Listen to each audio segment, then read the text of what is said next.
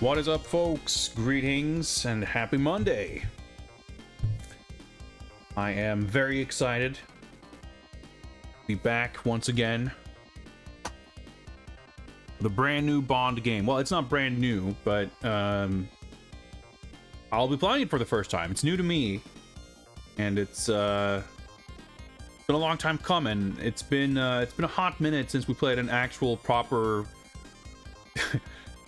video game console James Bond video game. In fact, consulting the spreadsheet, the most recent one was From Russia with Love, which we played all the way back in November of last year. We've had a few mobile games since then, we might say varying quality. Some of them I would say pretty good, but there's a limit to maybe how exciting you might expect those games to be, or at least the scope of them is kind of inherently limited. And I would say that with Quantum of Solace, we are kind of entering into a new era, and dare I say, the final stretch of James Bond. So I'm very excited about that.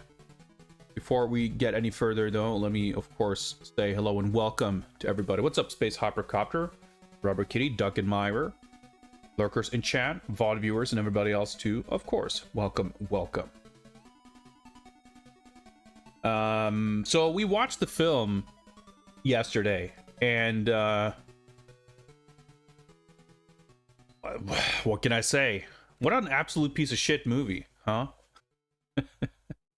I watched Quantum of Solace in the theater, and the only memory I had of that movie, really, well, I would say I have two memories, but one of them isn't really a memory of the movie as much as you ever happen to see the poster or anything, you're like kind of reminded, and it's also just a general fact of the universe that is not exactly related to the movie. And that is the fact that Olga Kurylenko is like unbelievably beautiful and just a general mesmerizing human being to behold, which admittedly is one of the, I think, probably greater strengths of the film, which is maybe true of most things she is in, I don't know, but it's especially true of Quantum of Solace, which otherwise has essentially no other qualities. But the other thing that is more strictly a thing about the film is that it probably is the least memorable film I've ever watched. Like, my main memory of watching Quantum of Solace is the fact that I did, in fact, watch it. And even then, the fact that I watch it was like, the reason I can remember the fact that I did see it in theaters is that the cinema that I would frequent at the time, me and my brother used to go, like, it happened to be the case that the cinema was like a stone's throw from where we lived, so it was like basically a 3-minute walk to the theater. And I was unemployed at the time, or I might have been studying, well, a little bit of both, I guess. We were living together. For a period I was studying, for a period I was unemployed.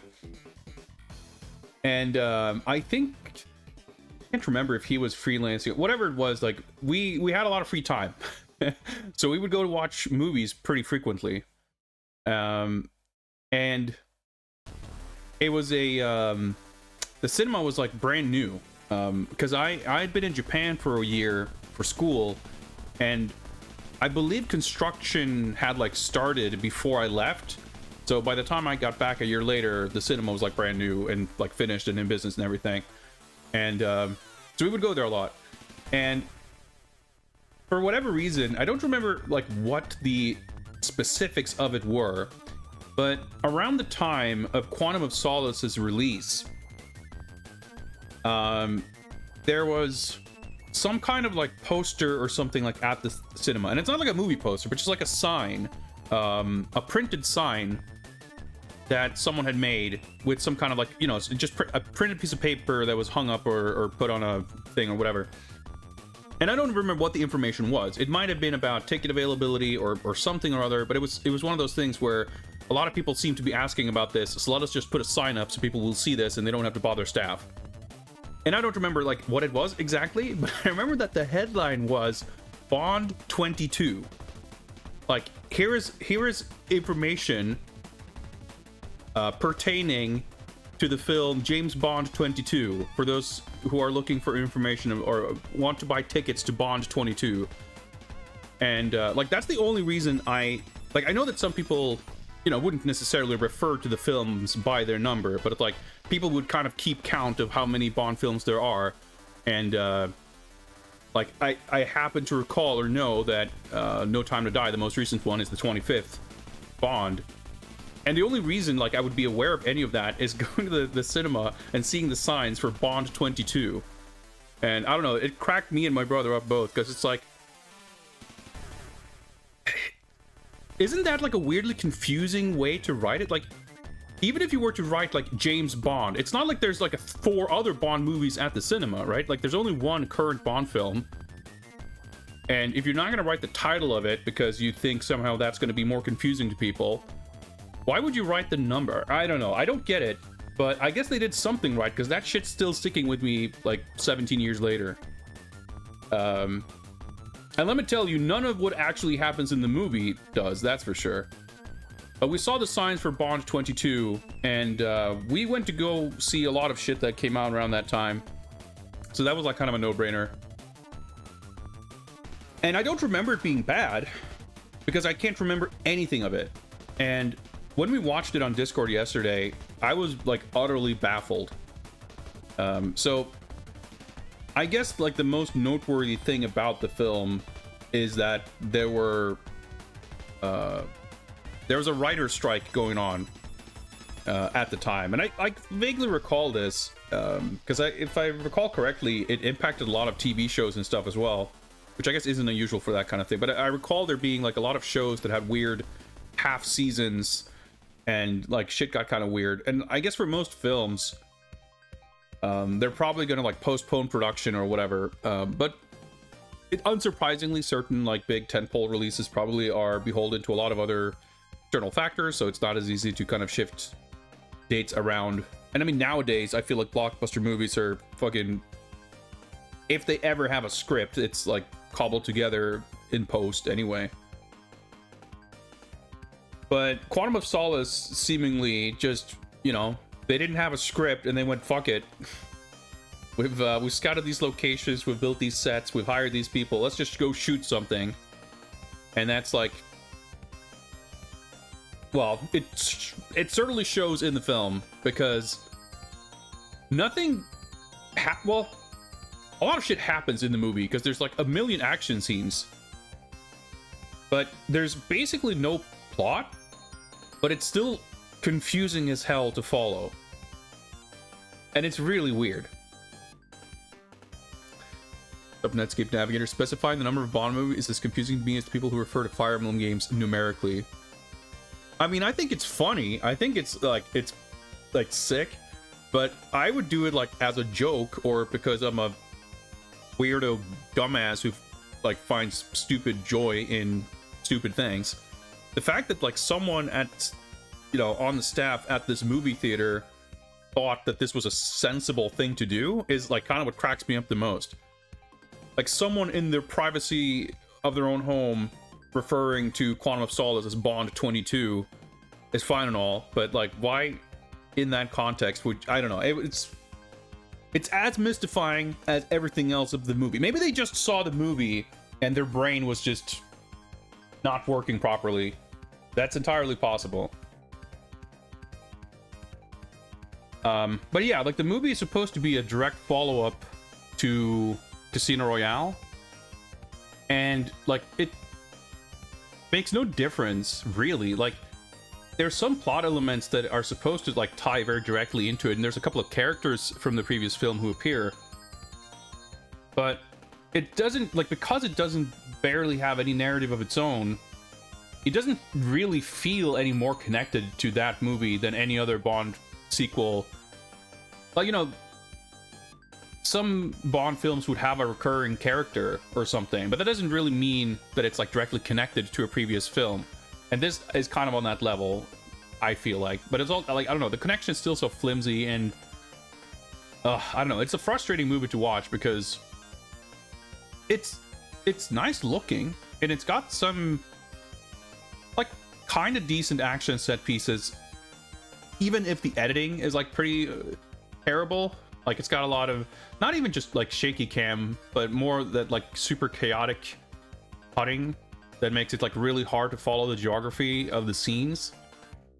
But you know, conceptually it's got some pretty good set pieces and some decent stunts, and like any of the action scenes would have potentially been like at the very least serviceable action scenes if you could care about anything that was going on. There's a scene in the film where Bond and what's her name, Camille, something like that, Olga Kurylenko's character, they're like having a conversation and they're kind of bonding and connecting, and it's like an hour 15 into the film, and it's like, holy shit, people are talking, they're having a conversation, it feels like characters are interacting for basically the first time in the film. And then after like 20 seconds, there's a bunch of gunfire, and it's like, oh shit, never mind, action, no time for plot. And I don't know, it's like ridiculous. So I don't know, like, it's not like the premise is that exciting that you would think it's like such a waste, that it could have been such a great movie, but it's still impressive how nothing of a movie it is.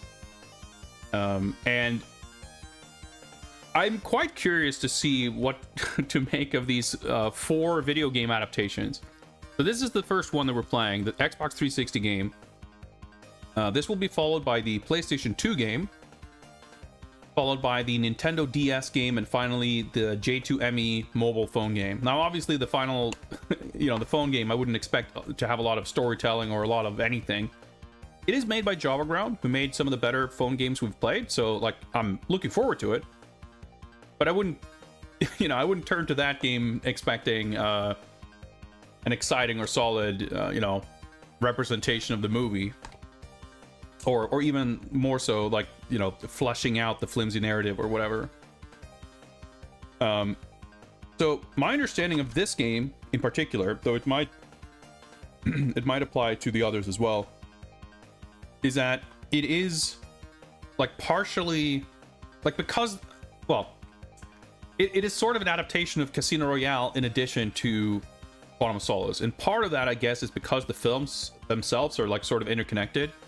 The movie really doesn't waste any time trying to establish any sort of plot connections. It doesn't like recap the previous film or anything. It just sort of assumes that you're, you know, up to speed. And I guess like the game, it would be a little weird for the game to do that, especially because you would think a game like this should be able to appeal to people who haven't seen the new movie either. So they're gonna have to explain some stuff, and why not? But I think the bigger reason is that apparently and understandably, the people making these games didn't have a lot to go on as far as the new movie, because, you know, by all accounts, looking at the final product, it doesn't seem like there was ever much of a script. So it makes sense that the people making the games weren't able to have any real information, like details about what's in a film. I mean, it's very common for adaptations, you know, whether it's novelizations or comic books or video games, of films, to have differences between, like, from the final film.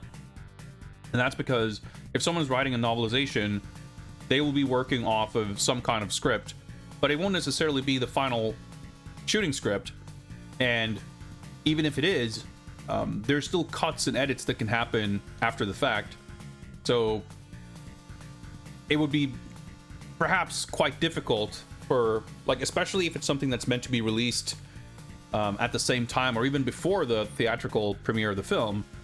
You know, you can't just necessarily wait for the film to be done before you start working on your adaptation. And especially so with video games, which even when this game came out, you know, 17 years ago or whatever it is, it took quite a while to make a video game. This game was made by Treyarch, who was, you know, cranking out Call of Duty games at the same time. So even if they had a very efficient, well-oiled machinery, you know, if the movie came together last minute with no real script, you know, it stands to reason that they wouldn't be able to give a lot of information to the people making the games. So adapting part of the previous film was, I think, a way for them to sort of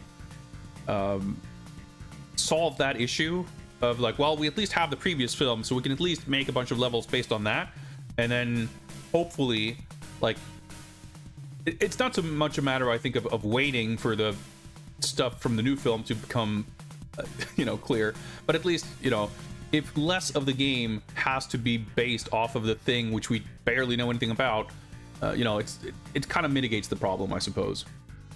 But I am curious to see if that also means that, you know, there's going to be any major differences in kind of the plot or what happens.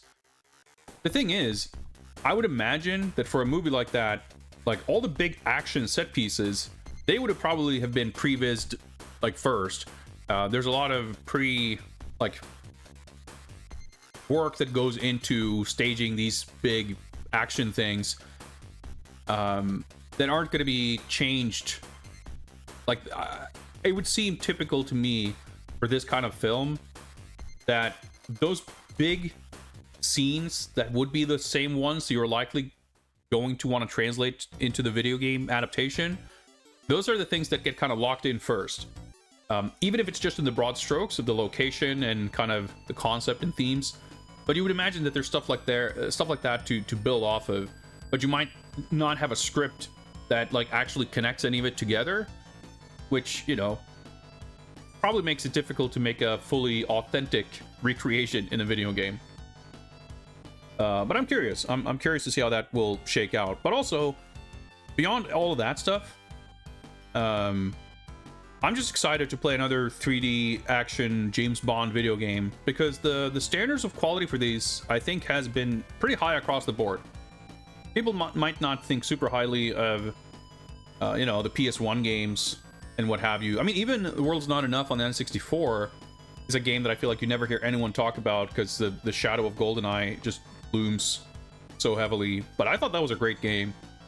And Agent Under Fire, I think, was like pretty weak. But by and large, like all the 3D games have been, at the very least, pretty good. And I reckon we might kind of end on a little bit of a whimper, or, you know, we might have some somewhat mediocre ones coming up. But I don't see any reason to expect that they will be bad. I think they're at the very least going to be pretty comfy action games, just kind of make your way through. But we've got some, you know, pretty talented people behind the scenes working on these games. So this game is made by Treyarch. I think it's the only Treyarch Bond game, but it's the first of several games published by Activision. And the PS2 version is made by Eurocom. And Eurocom has an interesting track record with Bond, because they made the NES James Bond Jr., but they also made Nightfire for the console version of Nightfire, which is by far the best one. Obviously, you know, James Bond Jr. was a long time ago, very different type of game, but, you know, another PS2 Bond first-person shooter from the Nightfire devs, like, you would expect that to be pretty decent. And you know, granted, they made the final game, 007 Legends, which is supposed to not be very good. But I don't know. We'll worry about that when we get there, I guess. In any case, I'm quite excited to get started on this, so why don't we hop on over to the old Bond scene and set the stage.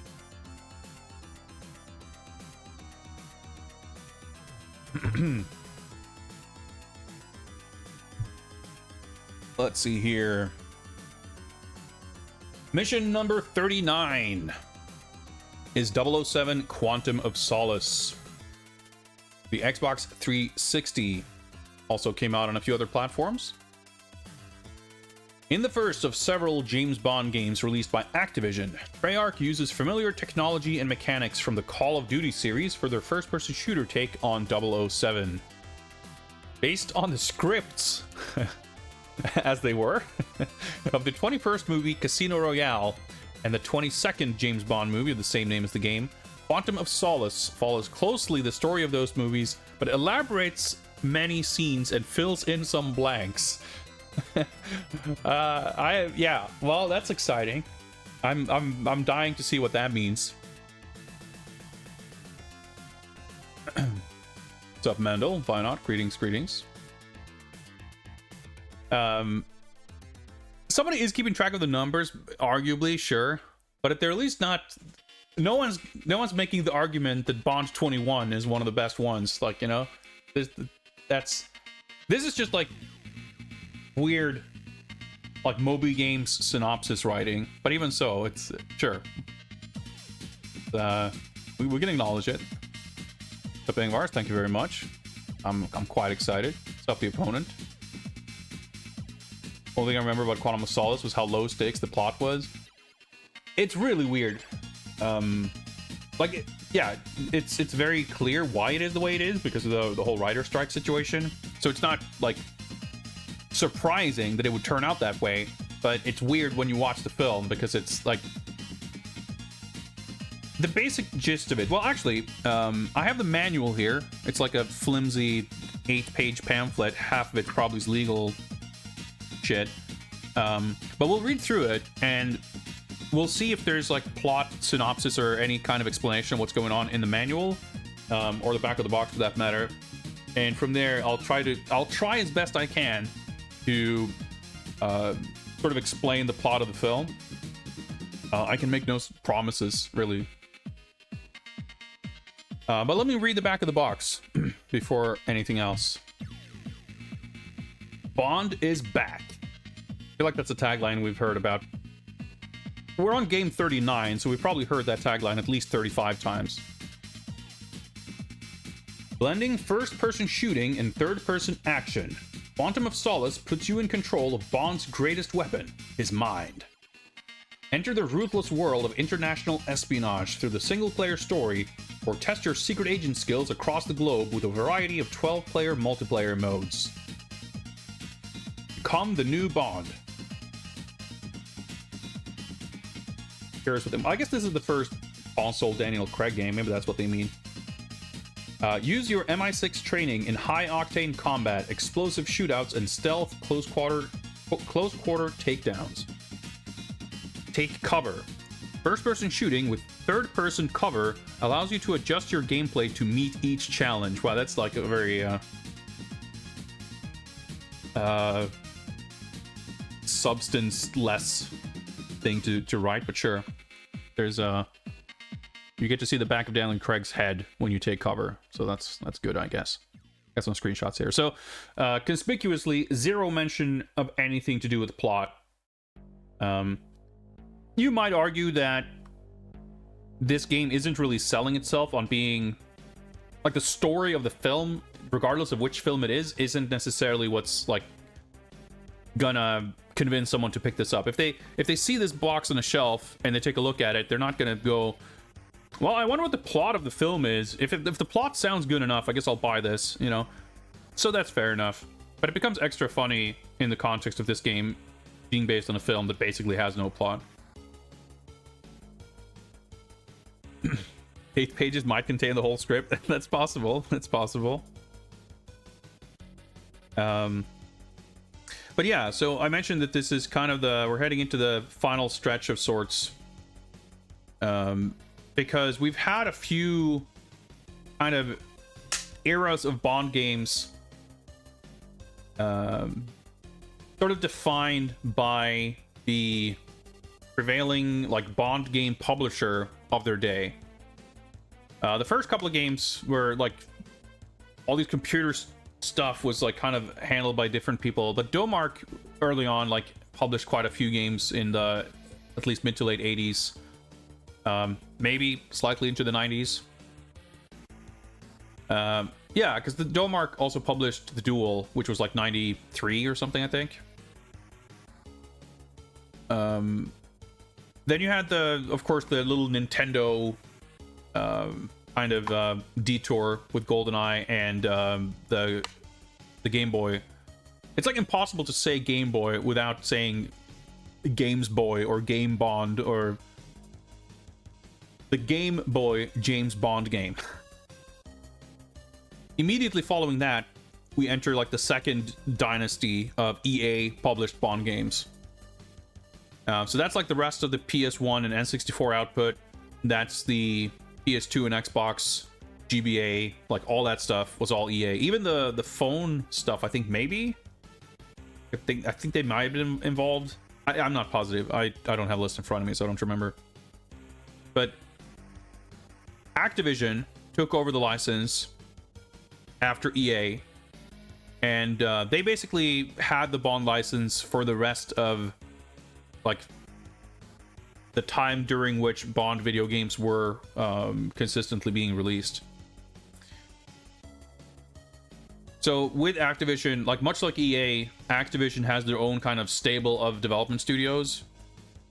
So it's funny that we do get some Eurocom games under both EA and Activision, which is kind of neat. But I reckon we might see some commonality between some of the upcoming Activision games. I don't think there's going to be generally... Like, it's not like the EA games all had one very specific flavor, and now we expect the Activision games to have one very specific flavor. I mean, same is true for Domark. It's not like all their games were the same or anything.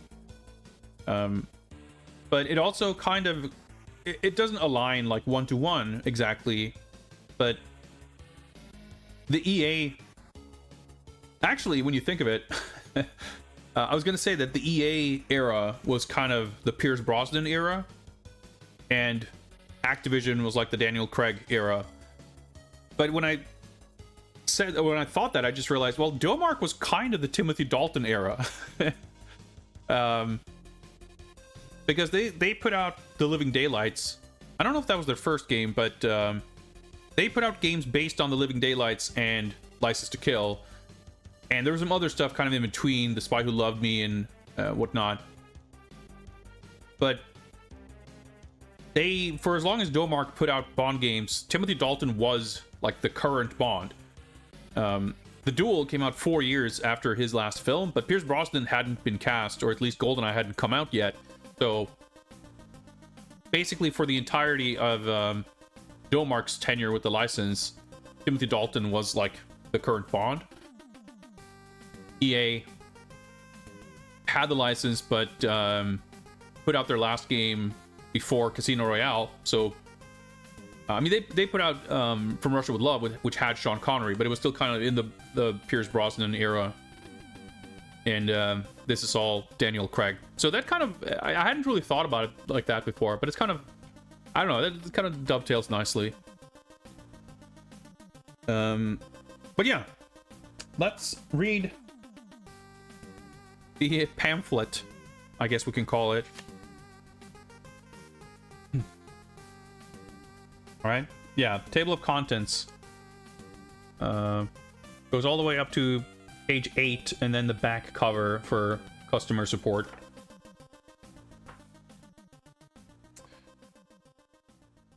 All right, game controls. The single player menu. Oh, there's unlockables. Save system. I'm kind of skipping stuff that doesn't sound super important or interesting. Quantum of Solace uses an automatic checkpoint save system to track your game progress. You can select your saving device in the options menu. Okay. Don't need to care, it sounds like. In-game display, kind of explaining the HUD. I'm going to have to assume that for a 2008 game, the game won't require, or frankly even expect us to read the manual. So that is all going to be like explained in the game. So I'm mostly skimming through this manual to see either if there's any mention of anything to do with story, or just in general any kind of information that sounds interesting that wouldn't necessarily be presented in the game itself. For instance, an explanation of the health system. As you take greater amounts of damage, the blood barrel will begin to close in around your field of vision, indicating that you will need to seek secure cover to survive. You will slowly recover if you can avoid taking damage for a while. The blood barrel, huh?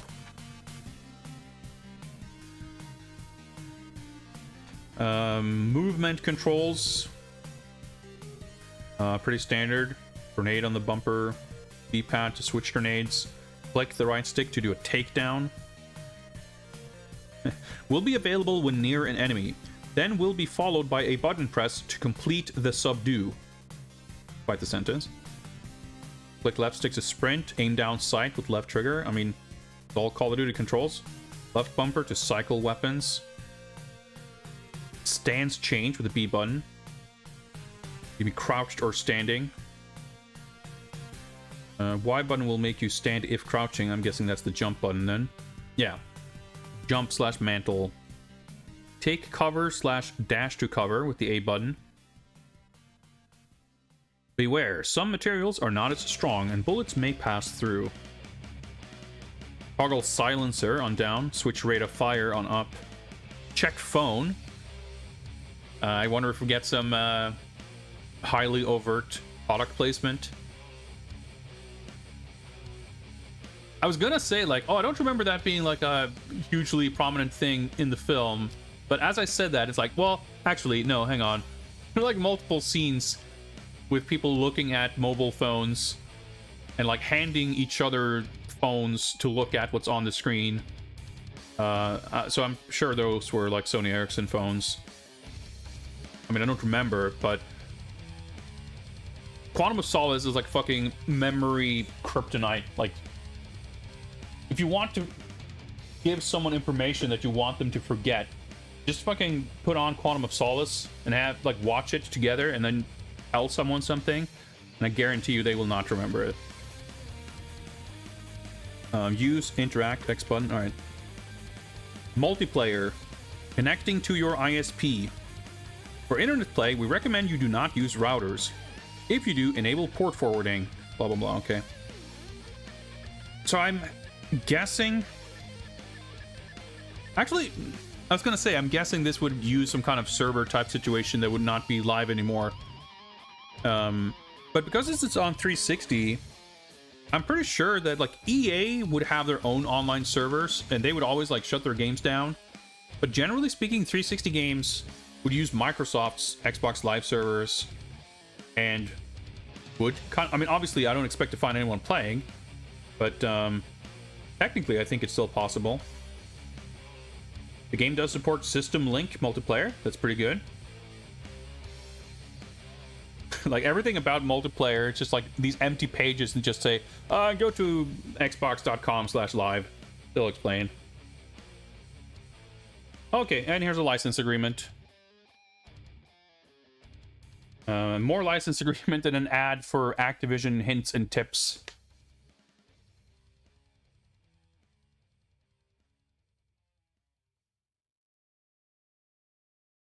And an empty page for notes and customer support information. All right, so that was nothing to be expected. I mean, and that's nothing to do with Quantum of Solace. It's just a fucking 2008 video game manual.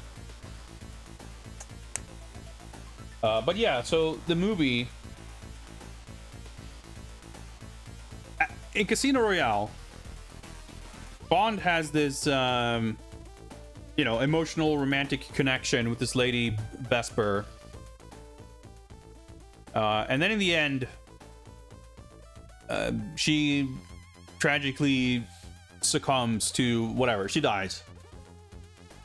And she dies because she was like secretly had a different agenda, and like she sort of double crosses Bond because she needs to like steal something and deliver it or whatever, and whoever's like she's working for gets her killed, or I don't know, something like that. Whatever, it's not important. Point is, he is sad and wants revenge,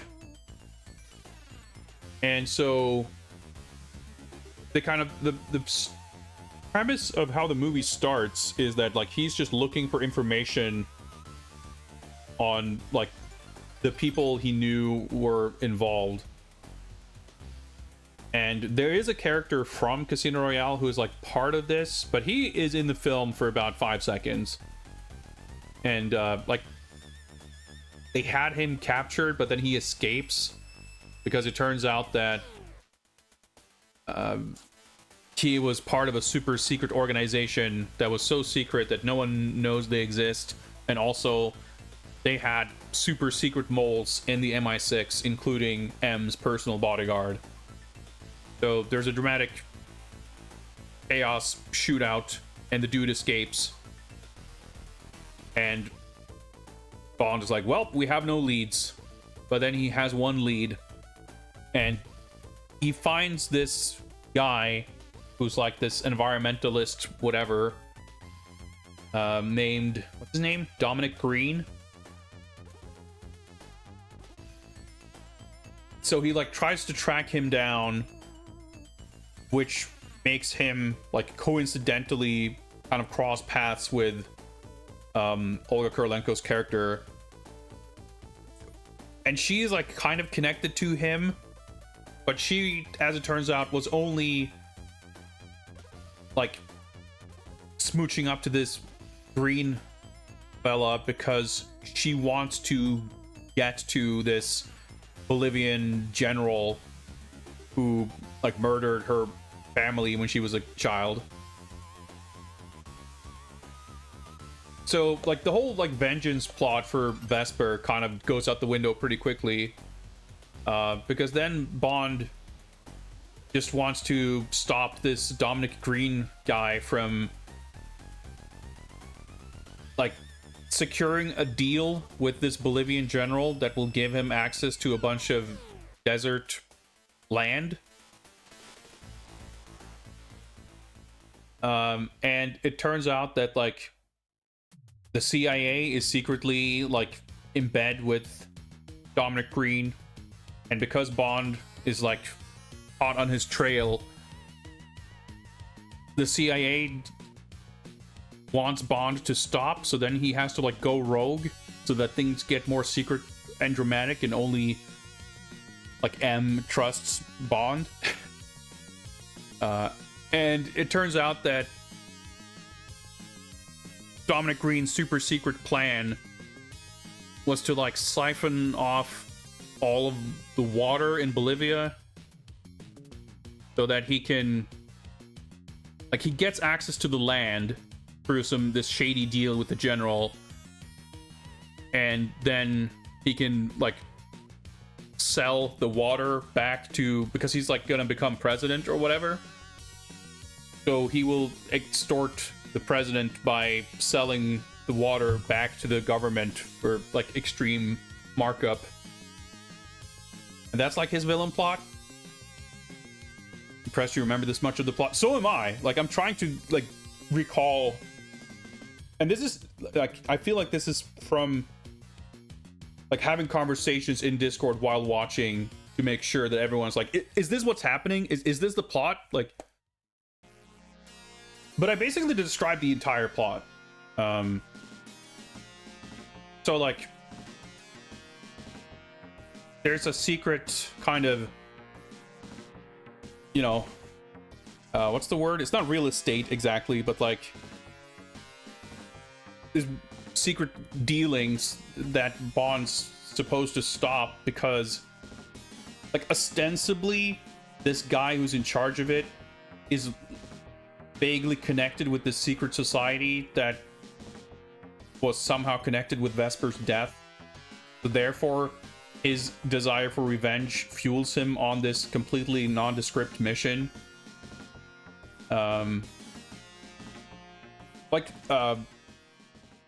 Camille, I think that's her name. Like she has more of a personal stake, and like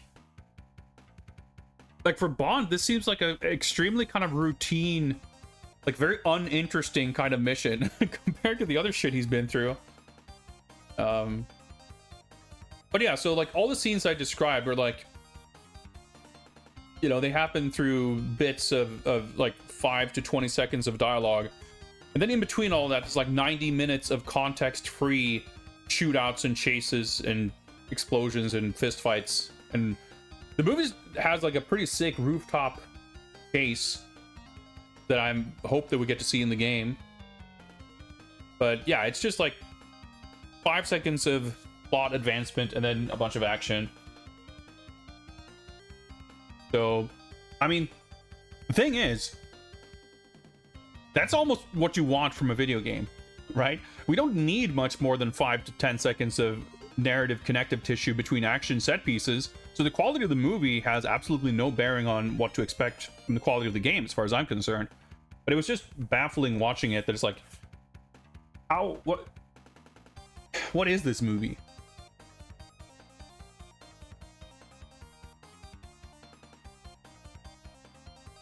And yeah, it's like,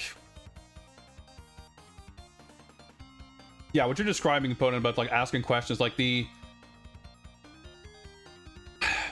yeah, we were like at half an hour in when like the first vestiges of plot begin to happen. Like it's fucking weird. But the thing is, I would hope that the game could be better, but we also, like, even before we will concern ourselves with the translation of the events that happen in Quantum of Solace, the film, the game supposedly starts with the whole chunk of Casino Royale, and that's a good movie. So, you know, we've got that to look forward before we even get to Quantum of Solace. Socrates, what's up? Roger Ebert's review of this movie said that Bond seemed bored throughout the whole movie.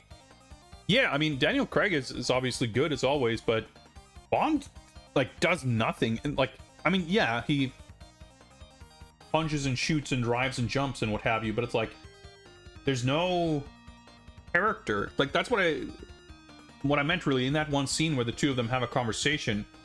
Like, it's such a, it stands out so jarringly, because it's like the one scene in the film where characters interact and it's like, oh shit, story, characters. Like, you're so used at that point to the film just having these cardboard cutout people who stand around for a few seconds before there's action. Like, all the acting performances are fine insofar as they, like, these are charismatic people you enjoy watching, but they have fuck all to do. And, like, everyone is fully on sort of autopilot, or just like, I don't know, try make something out of this, I guess. And Bond's character is just like, yeah, just nothing. Yeah, it's like, Craig definitely has a pretty his tenure had some real ups and downs for sure. Skyfall's, I feel like, not just the Daniel Craig movie, but like the Bond film I've seen the most, at least in the last 10 or 20 years. Because I remember like watching it. It was like a comfort watch. At a time I was staying with my parents and they had the Blu-ray, and it's like, man, it's a good movie. I'll just put this on and watch it. And it is a good movie. Spectre is the one I haven't seen, and I actually happened to watch a review of it the other day, and it made me actually really interested to watch it, even though it has like a terrible reputation. But a lot of that, I guess, like, really hinges on the one like core plot element of it that's like extremely stupid, which, you know, unfortunately the movie kind of puts a lot of weight on. But it does sound like it does have a lot of actual very positive qualities to it. So I reckon I'll enjoy it. Spectre and No Time to Die kind of fall outside the scope of James Bond in a sense, because they both came out after the last game we'll be playing. But if nothing else, before all is said and done and we've finished all the games, I will want to watch/rewatch every Bond film, if only to take accurate kind of notes on Bond quotient data, which, as I say this just now, I just realized that I forgot to do that for Quantum of Solace. But fuck all happens in the movie, so maybe that's fine. I don't know. That's fixable. Doesn't matter. And so for the sake of science, like, I would want to collect that data from those movies, but also I would like to watch them. No Time to Die I saw in theaters and I quite enjoyed it. Like, I would be curious actually to rewatch it in the context of having seen all these other Bond films and being kind of more engrossed in the Bond universe. Because my memory from watching it in the cinema was that, like, I liked it overall, but it had like some great cool action bits, but then it also had like some parts that I thought were kind of ugh. Like, I didn't super care for Rami Malek's character. Um, in fact, I don't really recall many characters in it other than Bond that I like really enjoyed, but it was still a pretty fun watch. So even just watching all the Daniel Craig movies, like Casino Royale is great. Quantum of Solace is fucking nothing. Skyfall, I remember being great. Spectre, I guess, is like just a very mixed bag. And then I'm not sure where No Time to Die sort of ends up there. I think it sort of averages out in a way. Yeah. I mean, that's always the case. Don't touch the door. Like, I think every Bond actor has the chops to be a great Bond. And frequently, even in the worst films, Bond, or at least the actor portraying him, is usually a highlight. And I would say, like, Daniel Craig is, like, he certainly doesn't embarrass himself in Quantum of Solace or anything. But, like, there's a very, well, I shouldn't say very, but reasonably frequently recurring theme of, like, even in the worst movies, Bond is always kind of fun to watch. Or at the very least, a film being good or bad has, or especially if films being bad, has nothing to do really with who is cast as Bond or what their performance is. I think maybe you could make an argument possibly for The Living Daylights, which, like, isn't really on Timothy Dalton, but like the writing of Bond in that film wasn't super well. Like, it's weird because Timothy Dalton in that movie is like half proper Timothy Dalton Bond and half like trying to fill Roger Moore's shoes. But I feel like that is more down to the writing than his acting.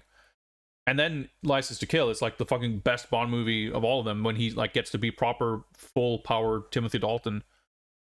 So like he's still enjoyable to watch in The Living Daylights. I still quite like it, but it's like a kind of a weird one because it's got, I don't know, like it feels like a attempt to kind of find their footing, and it's a real shame that he didn't get to make more of them, because I feel like if he got to do 3 or 4 or 5 Bond movies, they would get some more real bangers. I mean, I'm sure even like at least one of them would be a real clunker, because that seems to always be the case. I don't think anyone, well, I guess maybe Lazenby, but other than him, I don't think.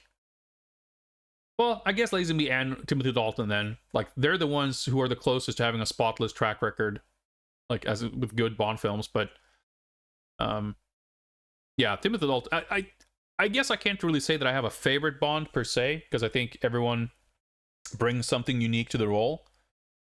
But Timothy Dalton really stands out to me, and License to Kill is, I think, my favorite Bond film. And his performance and that film are so like distinct from almost everything else, that it stands out as uniquely memorable. But yeah, having said that, like Roger Moore was like the Bond I grew up with. Obviously, he wasn't, like, I'm not that old. He wasn't Bond. In fact, he did, like, his last Bond film came out the year I was born in '85. But I grew up with his films being like frequent TV things, or just like A View to a Kill. I guess I must have had on VHS, because that's the one film I remember rewatching a bunch of times as a kid. So like he is the Bond I kind of remember the most as a kid. But rewatching his movies, they're also like very, very uneven. But he is extremely charismatic, so I definitely like him as Bond.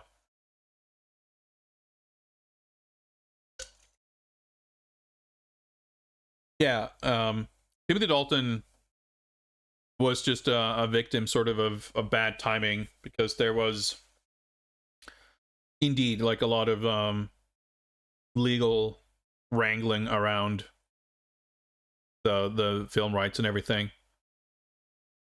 So basically he just kind of, he wasn't willing to just stick around waiting forever. So because he was contracted to do more films, and I think he was even offered GoldenEye, but like by that point he like had kind of moved on.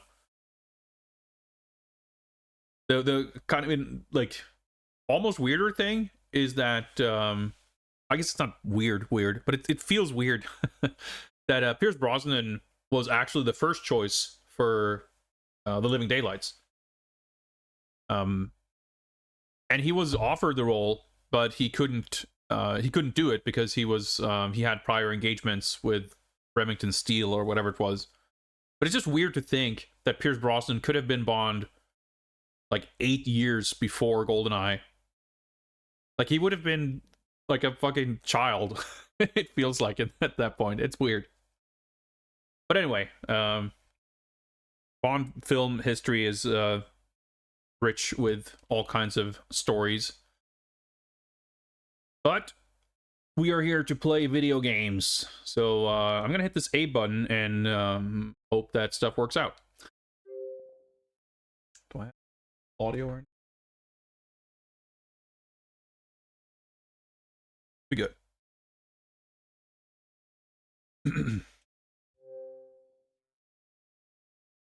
guess I'm not online, but that's fine. Pretty good.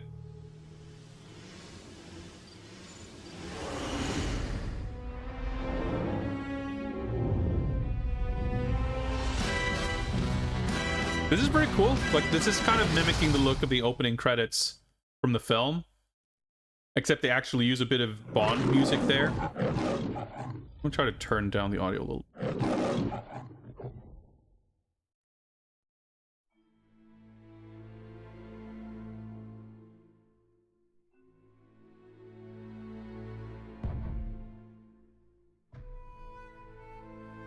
DVD menu looking title screen. It's pretty good though. I like it.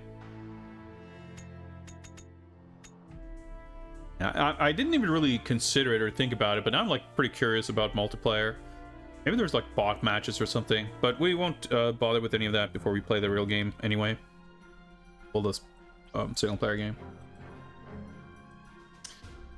Yeah, Treyarch did, I guess, probably around the same time as this, work on Spider-Man stuff. I know them more as like a Call of Duty studio, because I think they were the first. Infinity Ward was like the lead sort of, I mean, they created Call of Duty, and I think Treyarch made World at War, which I think was the like first non-Infinity Ward Call of Duty. And for a while they did like every other year, like it used to be a 2-year cycle where every other year there was an Infinity Ward COD and a Treyarch COD. And then after a few cycles like that, it was a 3-year cycle with Infinity Ward, Treyarch, and Sledgehammer, I think. But that has all kind of gotten jumbled up in the decade or so since. But yeah, 2008 would have been the same year, in fact, as World at War. So these games were probably made at the same time. And trying to remember, because Neversoft made the original Activision Spider-Man games for like the PS1 and Dreamcast. But I can't recall if they worked on the Spider-Man movie games or if that was like all Treyarch. But I'm pretty sure if Treyarch didn't do all or most, they were at least involved in some of the games, like Web of Shadows and Shatter Dimension, or like even going back to like Ultimate Spider-Man. I think they made a couple of Spider-Man games, and yeah, they would have been working on that stuff around this time, I reckon.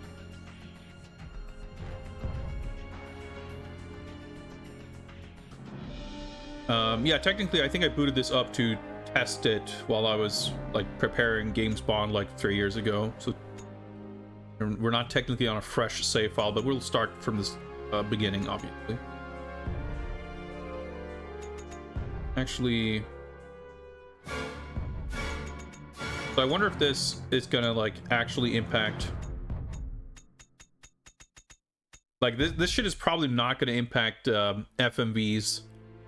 So we might get some jump scares. I want to turn this down. I mean, even now the game seems significantly quieter than those opening company logos.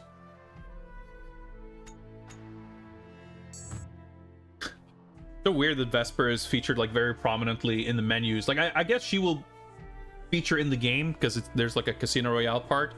But having just watched Quantum of Solace, it's kind of weird to see Vesper all over the menus when she's not. I mean, technically she's in the film for like 1 second of stock footage in the beginning.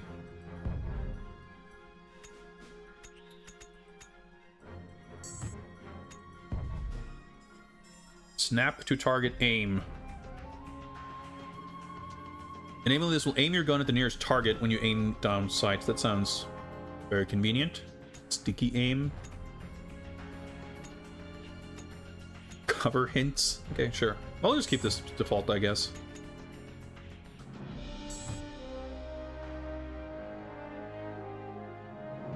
Walkables. Videos. MI6 debriefing rooms. Like, do we have to unlock the credits? Maybe we have to beat the game to unlock the credits. Well, none of that matters. Holy shit, the music's getting dramatic.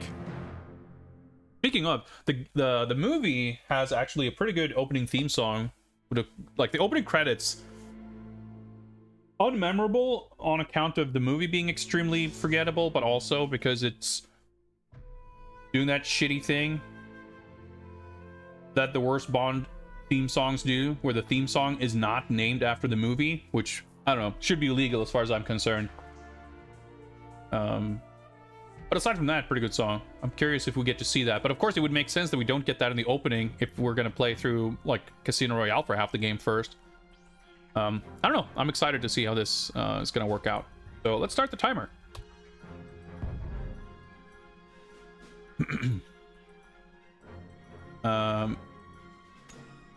New recruit, field operative, agent 007. Reserved for fully licensed agents only. Well, I'm only partially licensed, I think. A good challenge for spies with a decent track record. That sounds like me. I guess it's also the default, so let's go with that. I'm not really looking for a tough challenge.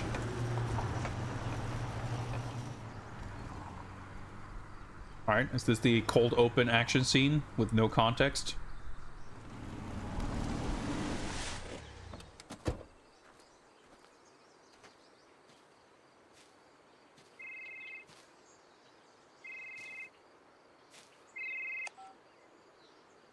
Hello? Mr. White? Yes, who's this? Alright, okay, I don't think that was meant to be funny, but made me laugh. Alright, I guess we have to find out if there's subtitle settings. We definitely checked the options pretty thoroughly and didn't find anything.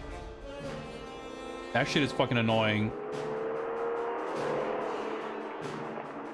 And you have to, like, watch some unsubtitled cutscenes before you can enable subtitles.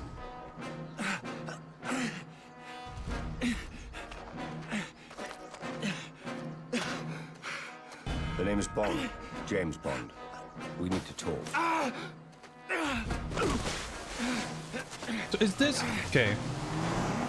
Is that supposed to be Mr. White from the films? It doesn't look anything like him. Care to reconsider, Mr. Bond? Kill him! Well, I guess so. I mean, this is pretty faithful to Quantum of Solace. Like, you don't understand what the fuck's going on. But, I mean, like I said, I think it's meant to be like the cold open. So, not knowing what's going on. It's kind of par for the course. Do I need to lower the game audio more? Like, I'm a little confused by the OBS waveforms. Alright, it's a first-person game.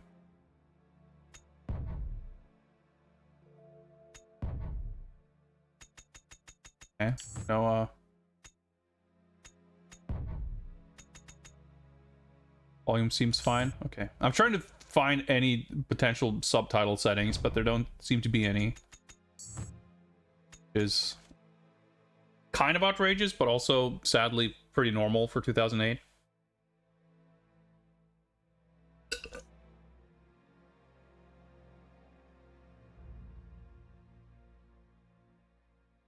Quantum of Solace is impossible to remember because nothing happens in it. The movie's like an hour 45, and it has about a minute 45 of plot in it. All right. You can use it to circle around and get back to the house. Okay.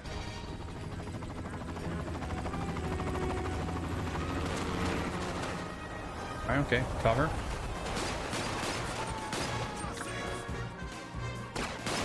All right, we got some proper Bond music.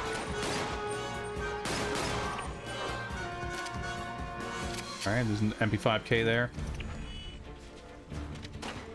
Sorry, a SAF 45. Can I? Well, I guess the U. Did I? I guess I picked it up. How do I? There we go. I have to say I'm a little surprised. Or maybe a lot surprised. I don't know that this is a 30 FPS game. Already doesn't feel great. But we've been through a lot worse. We played fucking GoldenEye, so.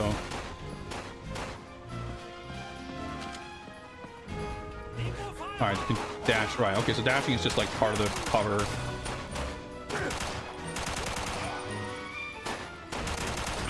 Oh, I'm like trying to aim at him.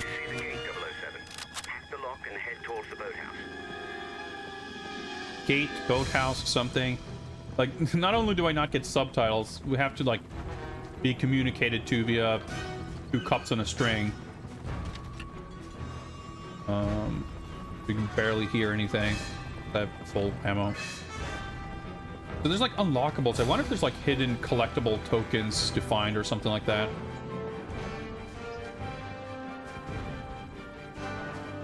The manual was extremely light on, well, everything, but it was especially light on info regarding the, what am I doing? Let's be fast. About the multiplayer, but there was no mention of any split screen, anything that I could see. Game audio still seems loud. I figure that would be the case. Let me... So, in... turn down like desktop audio, but let me probably the best.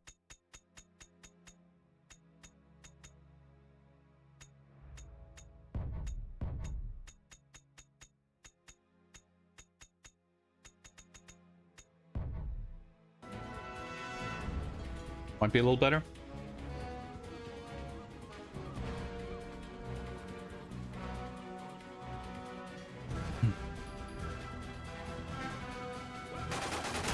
Yeah, I mean, the manuals, like, obviously they would, oh yeah, that's right, you can sprint.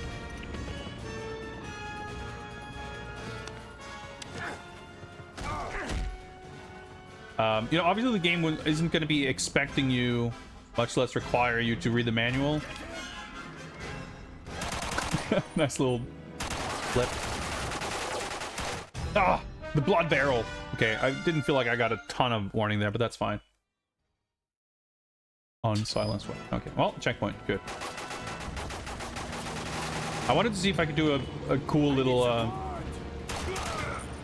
if I could, like, drop the boat on that guy. Oh, shit, that thing was just flashing. Well, that works. It should have been a Bond move, in my opinion. Get a little bonus for that. That was kind of cool.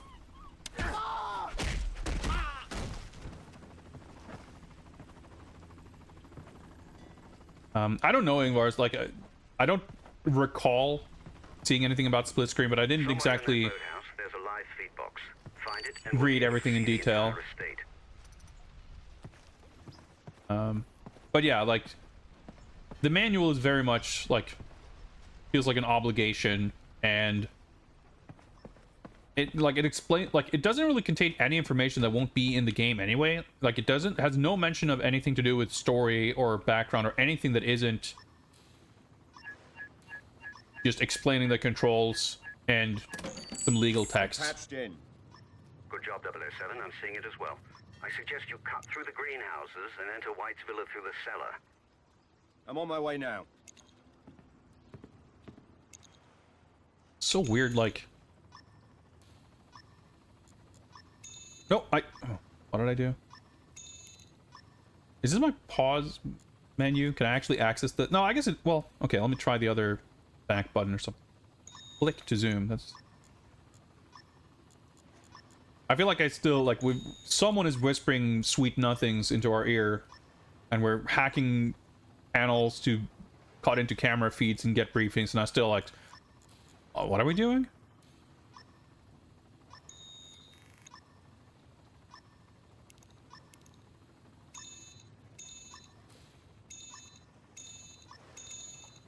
We're getting audio logs. Shotgun's being stored in the cellar until his return.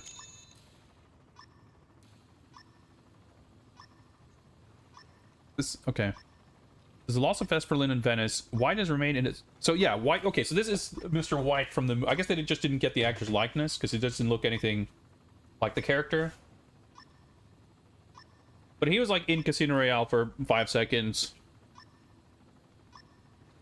And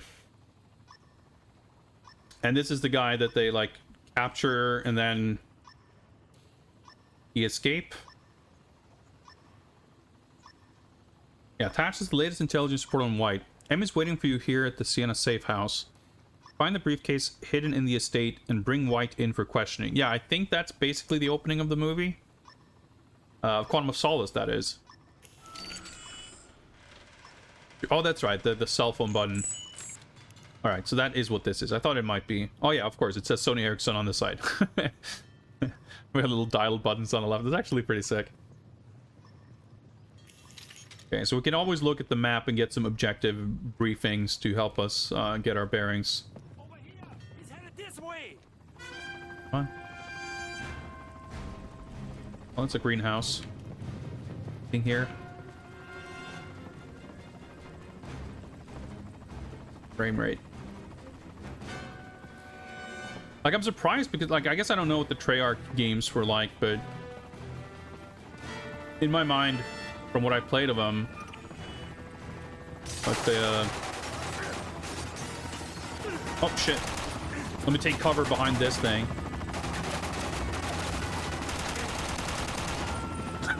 Did a fucking flip.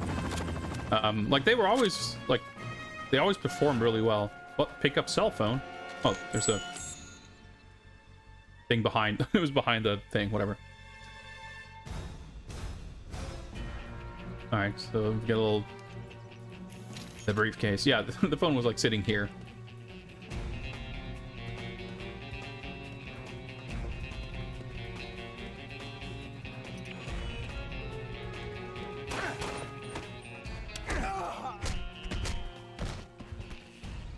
Oh, we even have a... Well, I guess it's not a proper... Like, I'm not getting skeletonized or anything. Little Bond life bar there on the left.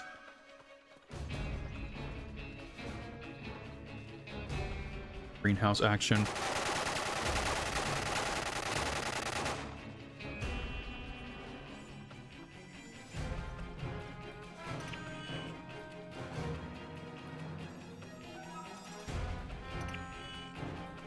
Oh yeah, we can change firing mode. Oh, okay. Something was exploding over there, I guess.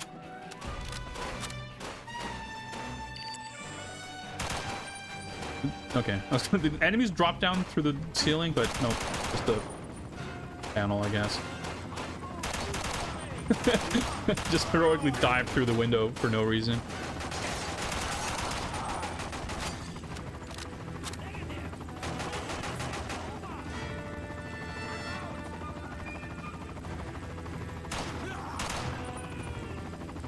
So the enemies are like nicely easy and quick to kill. Like they go down in a shot.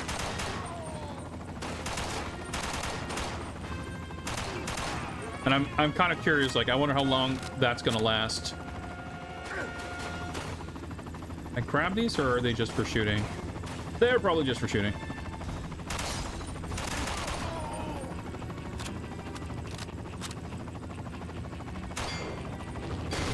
Okay. Confirming how the mechanics work. Okay. Yeah, I guess there's a helicopter around here somewhere. I guess something exploded off screen.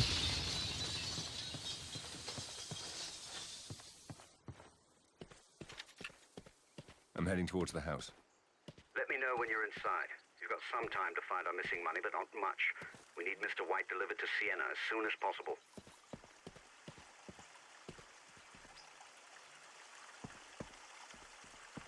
So this game does have a PC version. I'm sure you could find that and get it to work. Like, I'm sure it's not on sale, but... Is that one of our cameras? Shoot it. But I didn't want to, like, go to that kind of effort.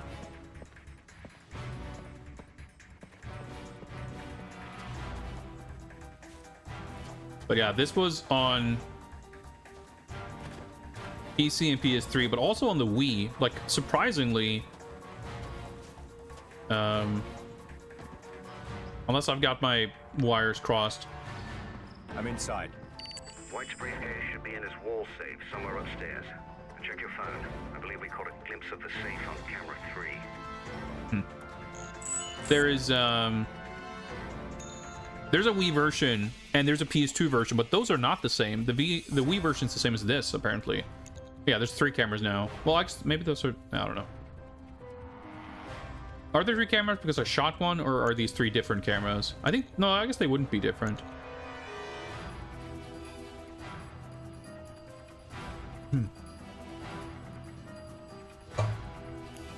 I mean, yeah, there was that, like, fan patch for PC Nightfire to enable online multiplayer without fucking GameSpy or whatever. That was our last contact. He's in the cellar. One of the patrol guards just radioed. Oh yeah, that's his shotgun, I guess. Let's go. Maybe there's a healthy online multiplayer scene for this game too.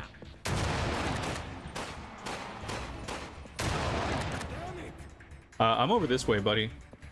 I don't know if this shotgun's any good, but a shotgun's usually pretty fun to use. We'll stick with this for a while.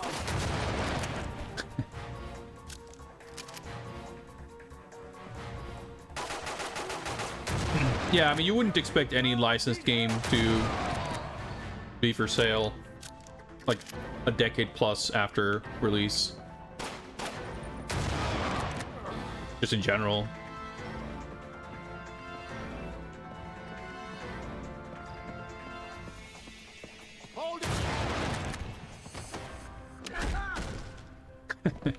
Little headbutt. You here? Did it say hold X? No, I guess I can just shoot this thing.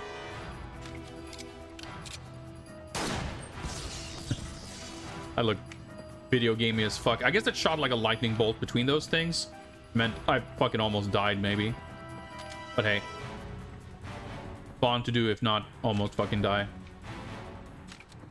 Okay, yeah, file. I'm gonna assume that I can't silence. Oh, okay, I do have my P99 also. Okay, yeah, no silencer for the shotgun. Yeah, very satisfying sound on the shotgun, that's for sure. This guy's doing these little stunts. Cracks me up.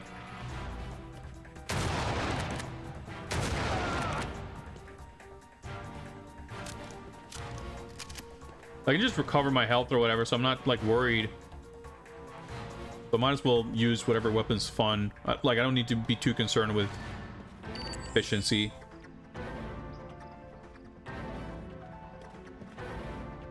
Shiny floor. We're losing the position. Send support. Over. Oh man, you don't aim all that quickly. Okay, you can do a little cover flip.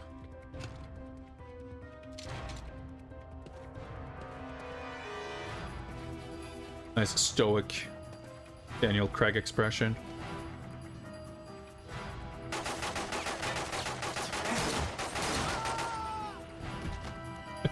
It's like 450-degree flip. I like it. Cover, please.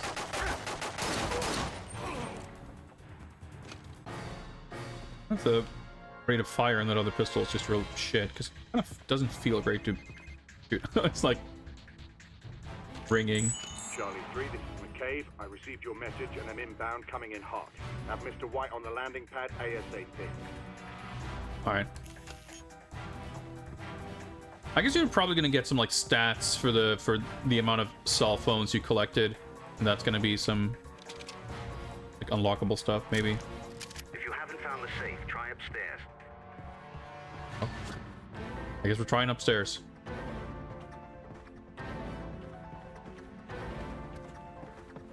Cell phones or anything else up here? No.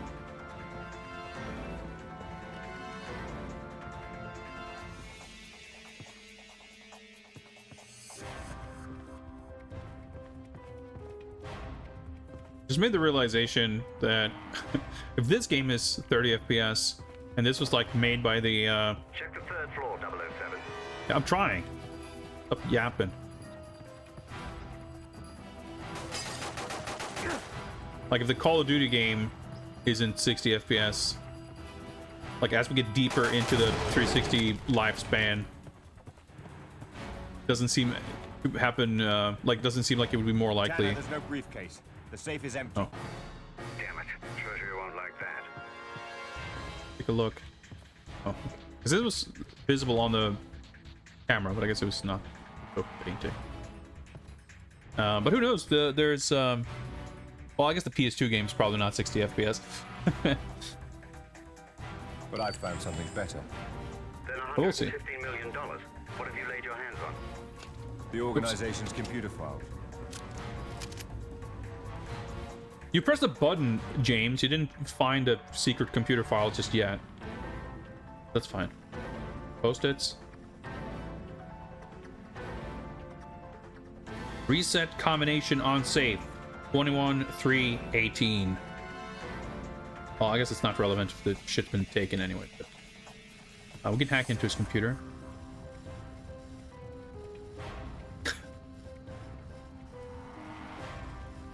Told John about meeting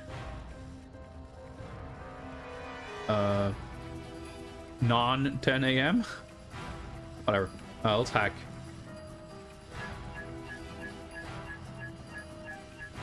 I'm downloading them now.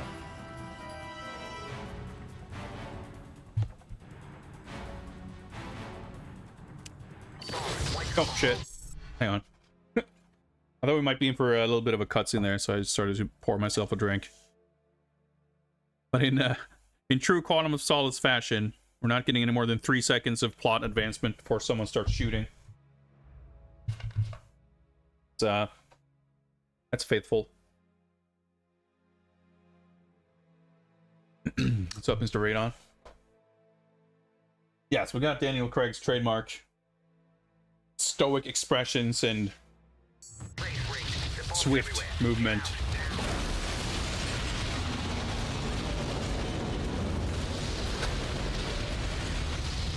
Okay.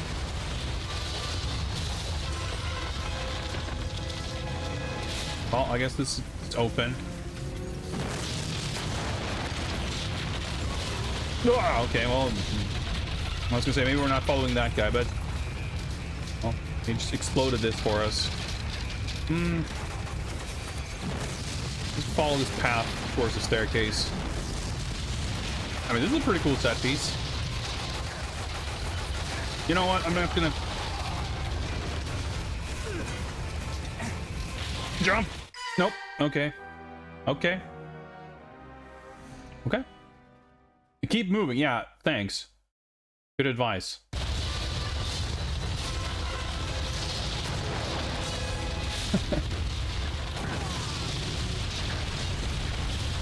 I guess you do have a life bar. Like, I'm not used to having a life bar in a game like this.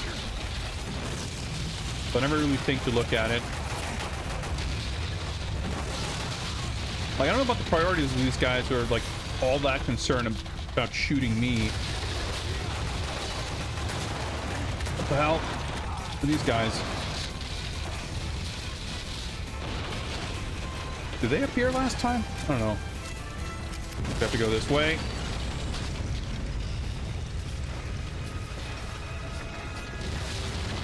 Oh, okay. Well, an opening. Can I? Oh, I'm getting stuck. The helicopter. Like, pretty crazy amounts of camera shaking here. Okay. Oh my god, that was satisfying. He fucking fell through the gate somehow. That's okay. Shoot down the helicopter. Okay, this gun's probably not ideal for that. What's up, Mighty C7? This is the opening level. So we haven't seen too much of the game so far. It seems alright. Unless there's a special helicopter type weapon here. Okay, I guess I did shoot it.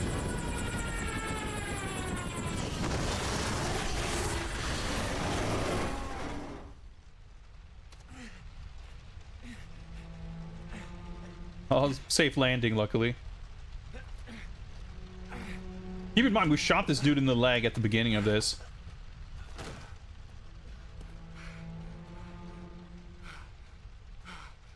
I gotta say, not like the most... Go somewhere a little more quiet. like, interesting level. Okay, that's like a... isn't that like the gun barrel sequence in Casino Royale kind of goes like that?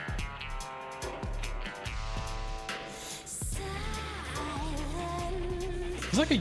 well, okay. I was gonna say, is this like a unique opening theme song? Or maybe this is the Casino Royale theme song. I don't know.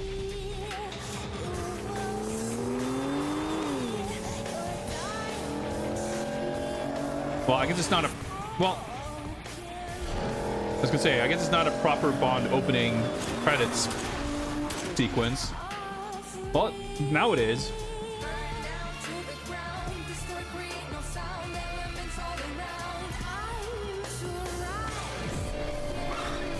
Kind of a weird one.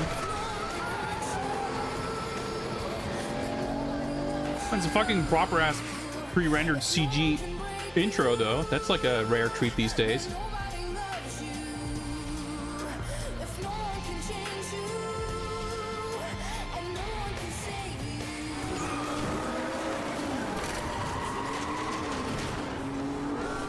So this is basically the actual opening scene from the movie. The car chase.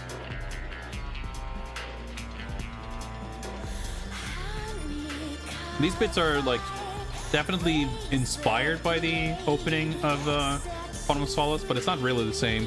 I guess they're just like using the CQC takedown animations from the game.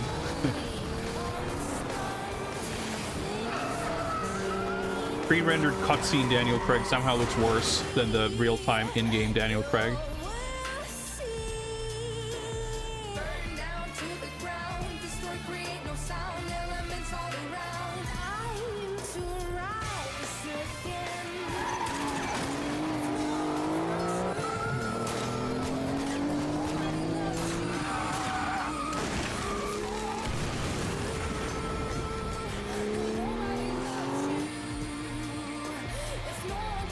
I want to say there's like some bits of this that are kind of recreating moments from that actual scene in the film, but the editing of that film was so chaotic that I couldn't even tell what was going on. So I can't be quite sure. By the way, his like door comes off and he like, yeah, that's the same.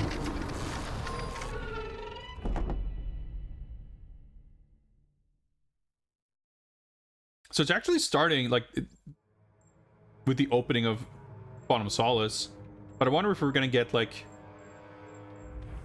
a Casino Royale flashback.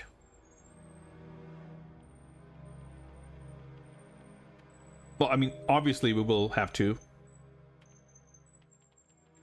but I was expecting like the Casino Royale part of the game to be first, then leading into Quantum Solace, but we'll find out.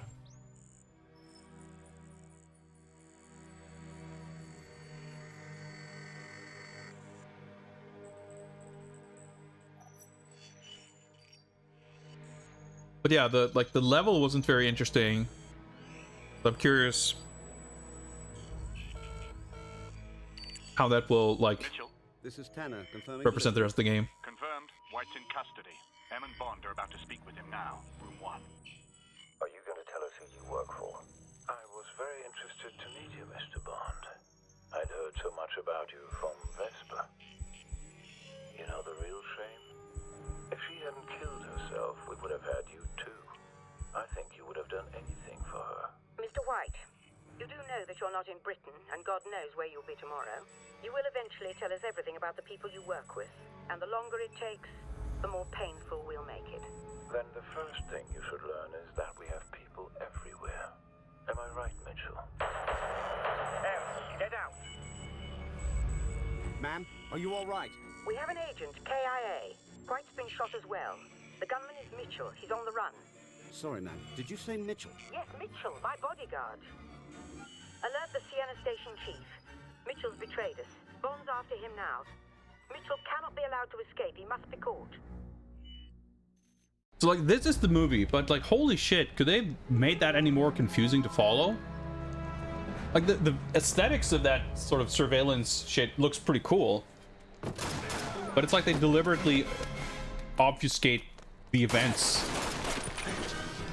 to prevent us from having a like stakes and investment. Oh no, my Sony Vaio laptop. Medical to the basement. On their way. Do you see Mitchell? He's heading underground to the old Roman system. This? Oh. I was gonna shoot that.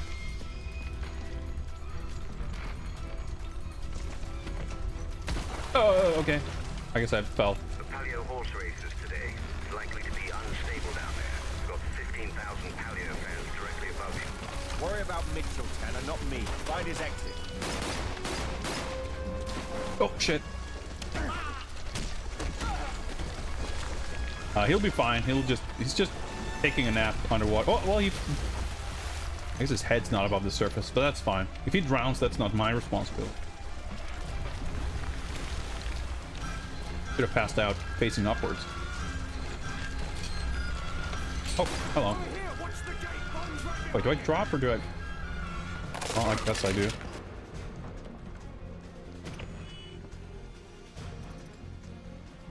Why am I being told to crouch? Oh. Where is he? Just keep your eyes on that gate. On our flag! I guess that's the guy I'm chasing, so he's not gonna die. Oh my god, the controls are a little... I know what's up there, but I'm gonna shoot it. And that does something.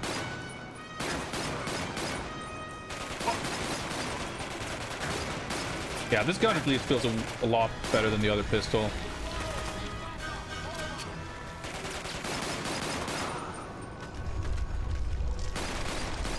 Shaking is completely out of control. One's just blind firing. What's the deal with that?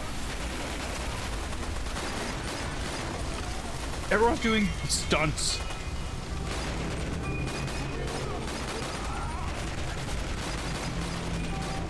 But yeah, the shooting feels pretty alright. That's good.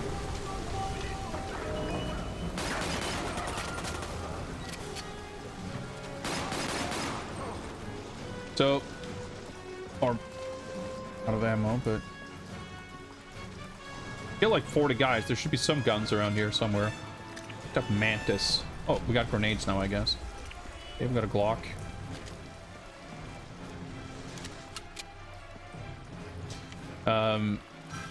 We have.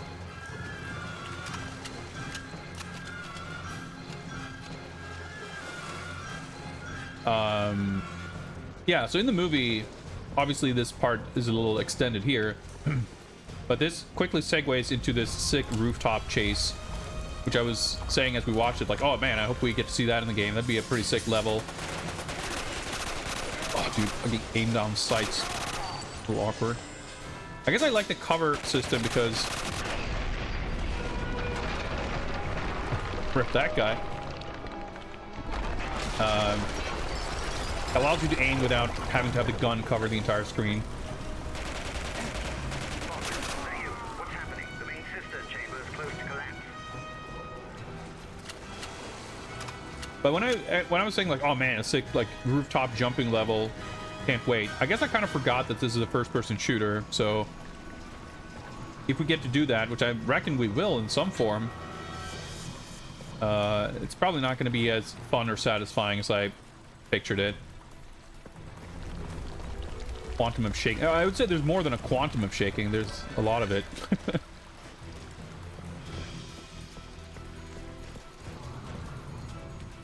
I mean, I wouldn't say that taking cover. I wouldn't say like, oh yeah, James Bond known for walking into a shootout, standing in the open. Yeah. Get this one.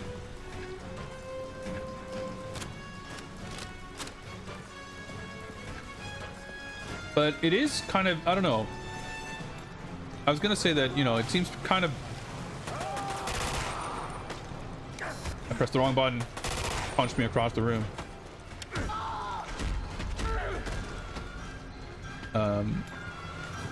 Like, I loved how Everything or Nothing, not only did it have a bunch of, like, gadgets and driving and almost some puzzly aspects to it,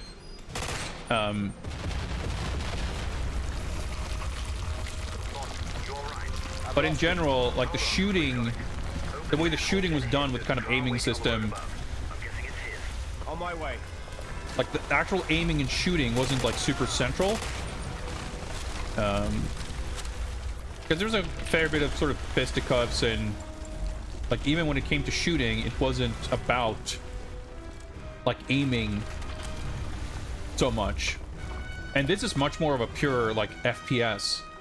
I mean, even going back to GoldenEye and Tomorrow, or well, Tomorrow Never Dies is a bit different, but World's Not Enough on the N64, like those aren't really pure FPSs either. And so far, kind of this feels so much more like a straight up FPS. Are you all right, Bond? The road above you just collapsed. Oh, there's a timer now. Watch out for Mitchell. Surface anytime. Dude, some subtitles would have been quite helpful. Damn it! So it's not like, I guess, about like to whatever extent you might have an issue This is Sleeper One. with how the game plays. It's not about the ability to take cover, but it's more so that the shootouts are kind of constructed in such a way that it's you inch forward and you fire your guns, and that's kind of all you do, in a way that's a little bit different from most of the previous Bond games that kind of have other aspects to them. Stoic. Daniel Craig.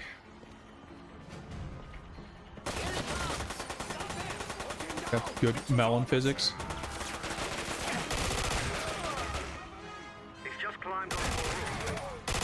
Oh, that's right. I forgot. I was going to say... Oh, I can't lock on to him. Where is he, Tanner? Check the stairs, Bond. He went up to the plaza. A barrel. Oh, twofer there.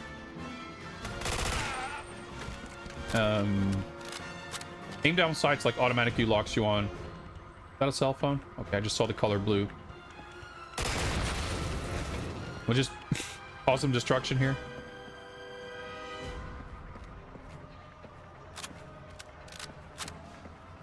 Like, I just have this sneaking suspicion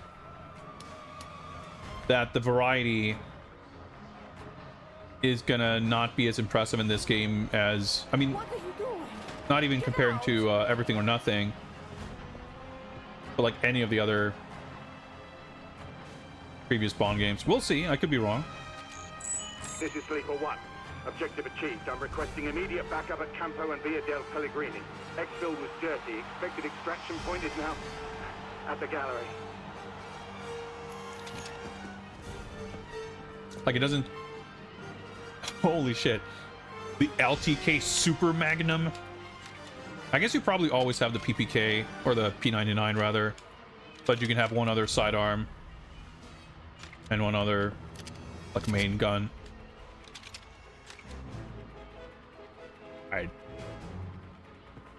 It's so satisfying just to look at this shit.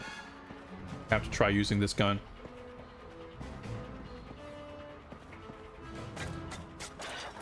All right, okay.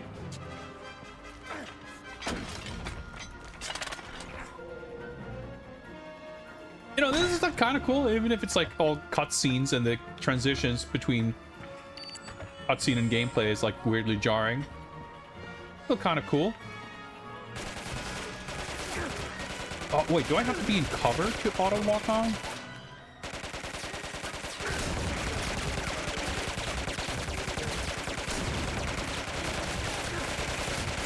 I'm trying to aim at this shit. Oh, didn't even fucking do anything. This Magnum doesn't seem all that super.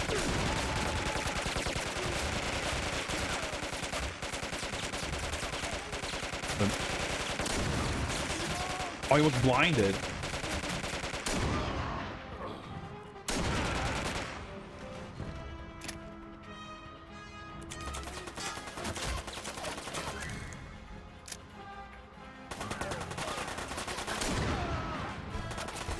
I don't think this game has a lot of Modern Warfare 2 asset reuse, because this game came out a year before that game. But that game might have reused assets from this.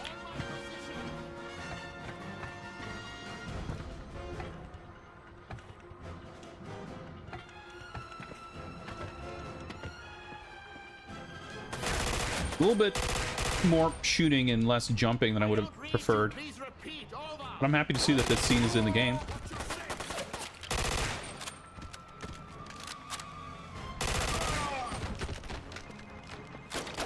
I hear a cell phone.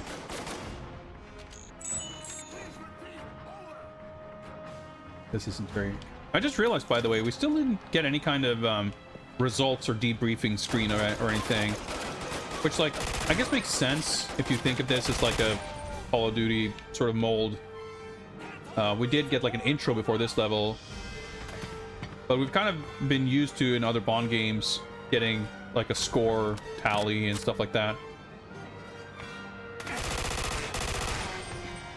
Oh, okay.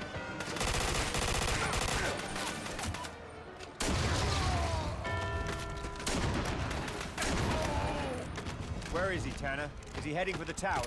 Confirmed. A little disappointed in this Super Magnum. But the sound design on the guns is all pretty fantastic.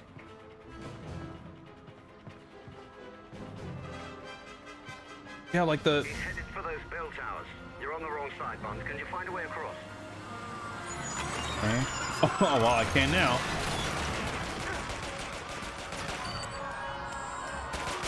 Okay. Yeah, I know that there's...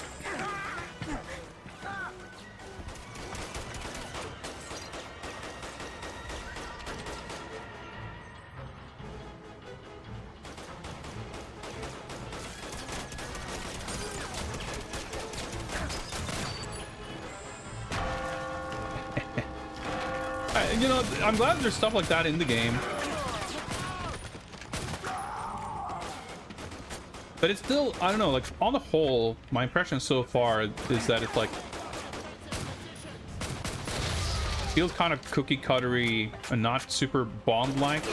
But in the game's defense, neither do the films. Like, Casino Royale was a pretty... like, deliberate kind of departure, right? All right, okay, that was pretty satisfying. Had to make sure this was on screen. That just took care of itself. You know, it's not until Skyfall that we get Moneypenny and Q. And, you know, there's not really a lot of gadgets or that kind of thing. So, like, making it more of a straight, like, shooter kind of a thing with less... I don't know that I want to say less frills, but, you know, straight to the point walking and shooting. Even though it comes across as a little like underwhelming for a Bond game. The kind of stuff you're missing and would like to see, that's like, man, it was so cool that these other games had all this Bond flavor. That particular flavor isn't really something that's in these films very much. So even though I think there would have been a fair amount of MASH, pretty stupid, but it's 2008. Even though I think there would have been a decent amount of room for them to take some creative liberty and having more exaggerated. Oh yeah, this part, right. You can't really fault them for not, you know, going so far with that.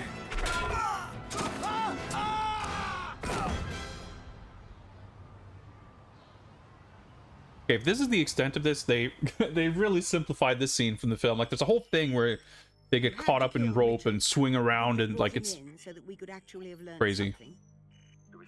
But it was still a recognizable location from the film. To where we started. What do we know about Mitchell? He was paid through a Haitian bank account funded by a businessman named Dominic Green.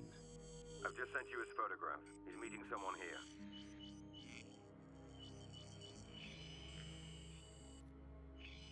General Medrano. We've heard rumblings of a coup in Bolivia. Perhaps your man Green is involved as well. Bolivia is suffering a ferocious drought. People are desperate. Medrano's been undermining the government in hopes of taking over. Can you ID the woman? Camille Rivera, Bolivian Secret Service. She tried to kill Medrano. Hold on. Green's just filed flight plans for Bregenz, Austria. Stay with him, Bond. Medrano will be easy to track. I want you on Green.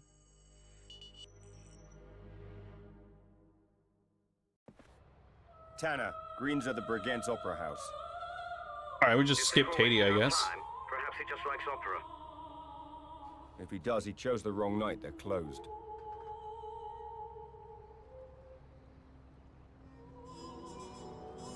They're really like speedrunning the transitions from one scene to the next in a way that feels kind of weird. But I'm also very surprised that like the stuff that's in here is all like very directly from the film, and it like they definitely have the locations. Like I said, the final part of that level we were just in, like the fight's much longer in the film, but it's like that exact location like recreated. This doesn't really look the same because this is like outdoors somehow, which seems weird. But the big stage with like this eye and everything, like that's right out of the movie. I mean, the weird breakneck pace and not like stopping to explain stuff properly is sure that's true enough. But yeah, like I was under the impression that they would have had like the fact that the stuff that's from the movie is so faithful and so like accurate is a little surprising to me. I guess like the thing about the scene in Haiti, there's not that much action there, I guess. Actually, that's not entirely true, because there's like that big fucking chase scene, but it's not a scene because he goes there. The stuff that just happened in that briefing scene, actually, it's not a phone call in the film. It's like actually a whole thing. He goes there and I think he like checks into his hotel or whatever, and there's like an assassin waiting for him there whom he kills, and then he like, or he like, I guess it's not his room, I forget how it goes exactly, but he sort of assumes the identity of someone that has a meeting with Camille, and it turns out like Bond discovers that the person he replaced was actually like under the pretenses of doing a business deal of like trading some information for money or whatever. The person he was replacing actually was sent to kill her. So she understandably like gets a little upset with him, thinking that he's actually there to kill her, when he's just like trying to find information on Green or whatever. So that leads to some kind of chase sequence or whatever, I think. There's probably a bunch of action.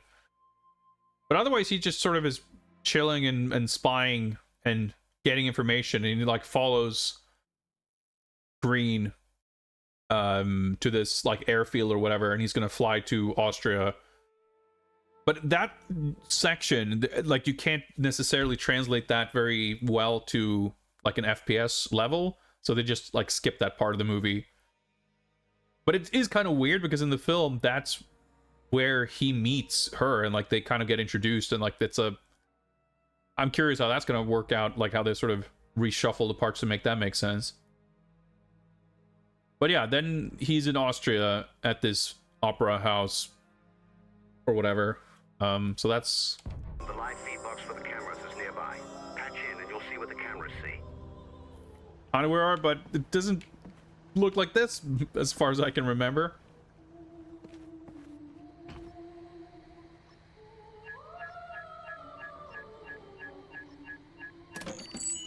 Looks like we've only got partial access. Keep your eyes open for the infrared cameras, Bond. Don't let the red ones see you. I can see green. Yeah, like this is not in some outdoors oceanside atrium in the film. If it was, I don't know what's happening with my brain, but I'm pretty sure that's not a thing in the movie. But maybe that was something that was like, that's how this, like, that was the original concept. Stay away from the infrared cameras up ahead. Don't let them see you. Point or disable red light. Supposed to be able to see red lights. You're near a power box for that camera, Bond. Hack in and you can bypass it. Once the light Okay, we're still being turns tutorialized, green, it's fine.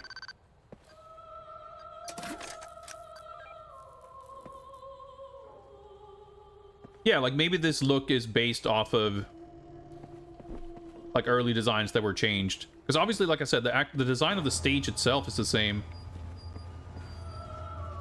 Like with this giant moving, well, I guess it's a round screen. Like when we see it in the film, it's an eye, but I guess the whole point is it can display whatever.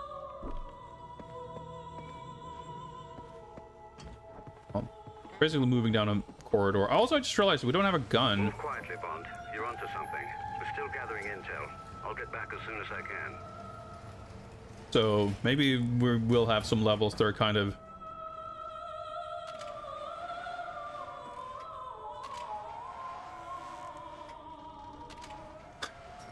advanced puzzling here. Maybe we'll get some sequences that are slightly more adventure-y. Oh, okay. Doesn't seem entirely safe. Ah, okay. I thought I was supposed to time it. I'm gonna just heal by squatting for a bit. Okay, no, we're fine.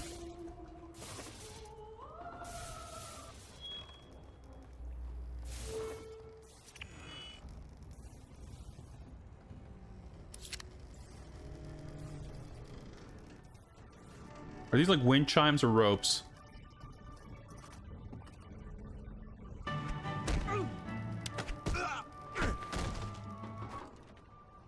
Perfect stealth.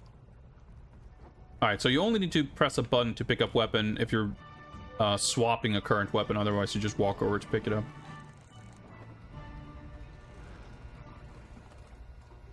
All clear down below, over. Bloody patrol patterns. This looks like it's gonna get annoying because I can't make out where anyone is, or... I'm a little worried that the game's gonna try to demand things of me that's slightly unreasonable.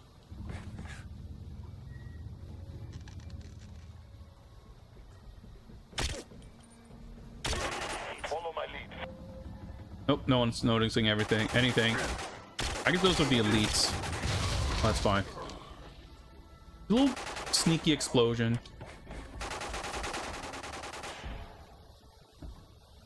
I guess the silencer isn't doing me all that much good at this point, but can I get around over here? Nope.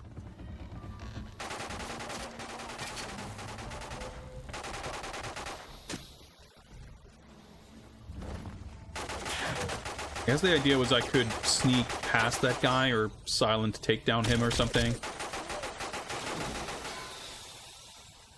You have a silencer, but it's I guess of limited use. If anytime you silently snipe someone, they start shooting their gun as they're dying.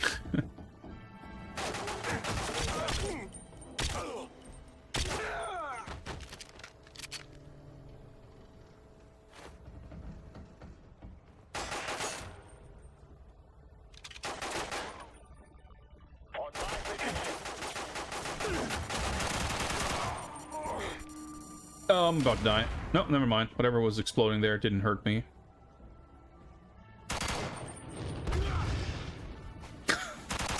The explosion just stunned him a little bit. Okay, sure.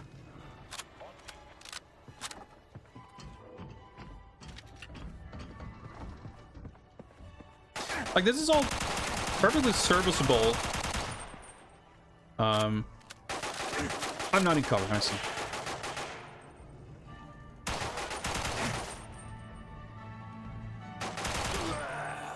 But compared to previous games we've played, like, it kind of does feel a little flavorless.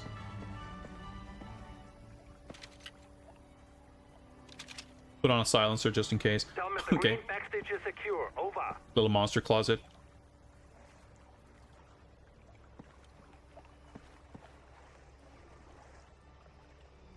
Okay, we got a checkpoint, so now we're back to stealth.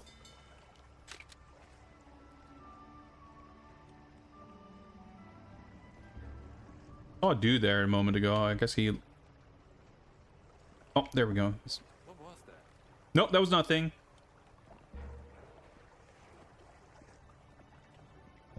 Oh, yeah, I gotta...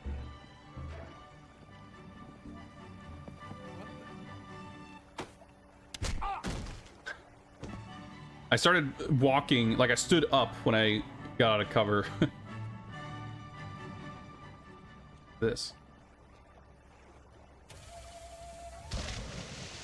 Okay.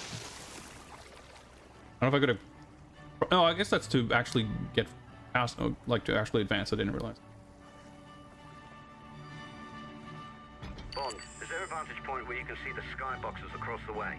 There seems to be a gathering of some sort. Sure, let me just see if there's any cell phones.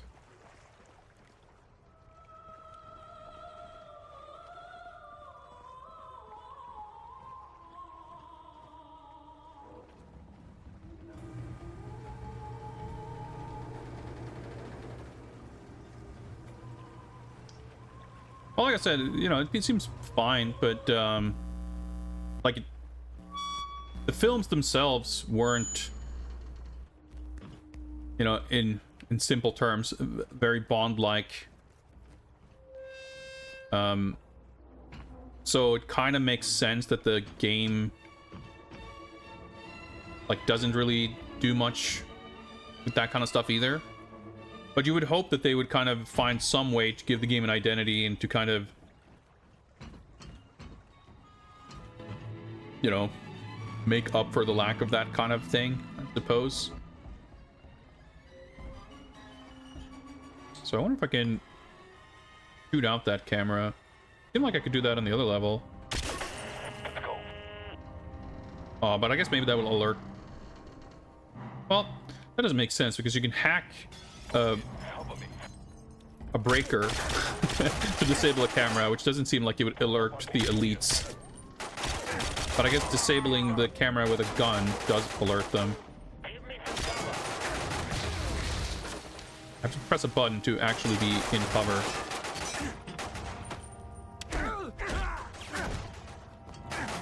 Like they try some things, you know, with the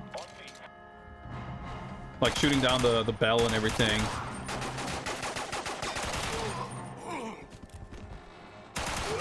But there's, I don't know, it's not like super, like, just as a game, like I said, we've been kind of spoiled almost with these games that have like Bond moves and scoring systems and like different kind of objectives. Like not even just comparing to Everything or Nothing, comparing to every previous Bond game, console game post GoldenEye, like this seems to be very much you walk to the next objective and you shoot all the dudes who spawn. And like, if you're very reductive, that's all Call of Duty is as well, sure. But they had like really smooth controls and like, for the most part, a solid 60 FPS frame rate and actual cool, memorable set pieces. And like, I mean, I didn't play all of the Call of Duty games, but I played some of them. And I mean, so far, this doesn't really feel like it's up to par.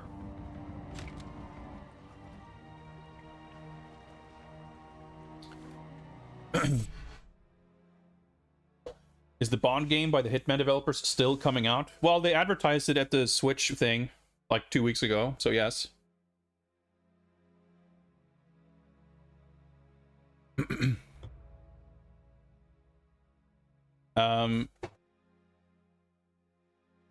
It's the Call of Duty games from the different developers basically use different engines. So there's really not quite such a thing as the Call of Duty engine. But I'm sure Treyarch wouldn't use different tech for this game and the Call of Duty game they were developing at the same time. So I'm sure there's a lot of shared DNA. But like the different studios working on Call of Duty games didn't exactly use the same tech, as far as I'm aware. Like, even if they were, they might have been derived from like the Quake 3 engine. I think they were still had differences. But I'm not an expert. Where am I? Okay, I was gonna say, where am I actually going? I guess I do have an objective marker. But yeah, I'm very curious to play the PS2 version of this next, which is by Eurocom. So I expect that to be pretty good. Can I like reasonably make it all the way over to that guy and take him? What was that? Oh my god.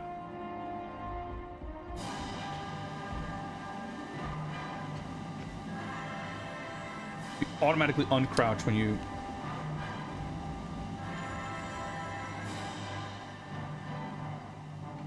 I'm gonna double check his pattern.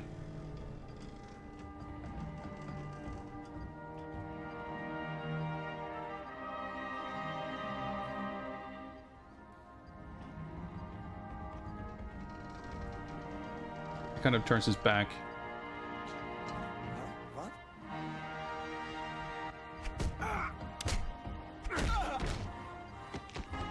Alright, that's good. At least the like little stealth parts are not overly complicated, like one dude. Which I appreciate. Schauspieler und Crew. No! Well, luckily for them, I'm definitely part of the crew. Or luckily for me, rather. Anyway, there's no... I mean, forget secret assassins. Even, like, the kind of staff you would expect in a place like this. Like, the security seems surprisingly lax.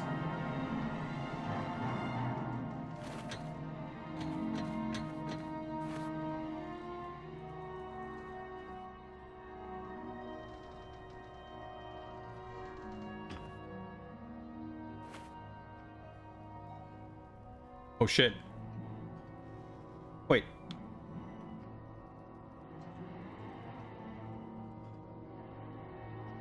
Like, I can see myself on the screen there. Am I supposed to, like, take cover behind these things?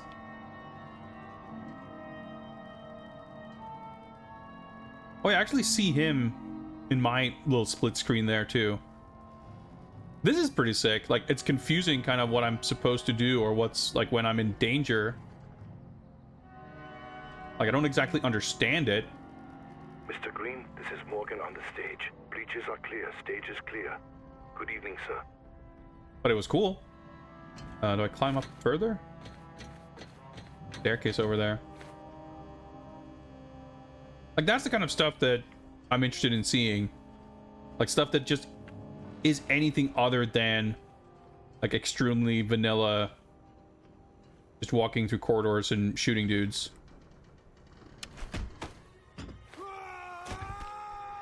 Alright, well, no one's gonna notice that.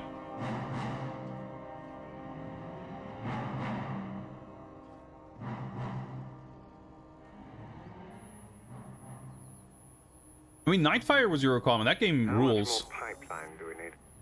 Ideally 2,000 kilometers. But I wouldn't expect the budget of this, or I mean, not this game, but the PS2 Quantum of Solace to be excessively high. This is the world's most precious resource. Bolivia must be a top priority. I really think you people should find a better place to meet. Who is that? This makes a little more sense in the movie. But it's kind of similar idea. Damn it! Find him! Across the water! But in the movie, like, they're in the audience, which I guess they make sense. They can't really do that here. Where are these supposed snipers? Okay. I guess I'm not in cover. I'm not in cover. There we go. So he like gets that earpiece. We've got him trapped up there. Don't let him get down. Ah. Oh shit. Okay, I got an achievo. I just realized this is our first achievement. How do I zoom in? Pick.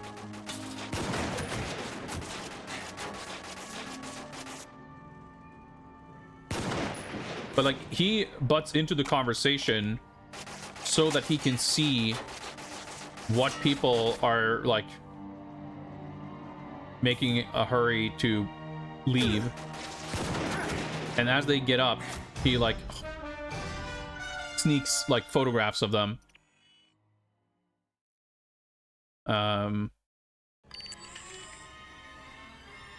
But here they're just sitting in a room, so it's like, well, he could probably just get that picture before like he has absolutely no reason to announce himself.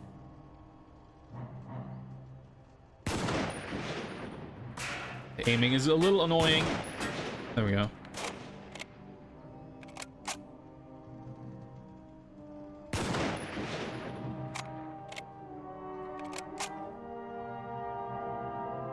I've got a scope on him. He's alone. Oh, I just noticed my reticle turned red. I didn't see what I was aiming at, but I'm down to my feet. Man, the health regen is extremely fast. Like, I'm better off lining up the aim like this and then just going into sniper mode, because when I'm not aiming down sights, my aim is like perfectly rock solid. Okay, objective completed. What's happening? Oh, okay. This is happening.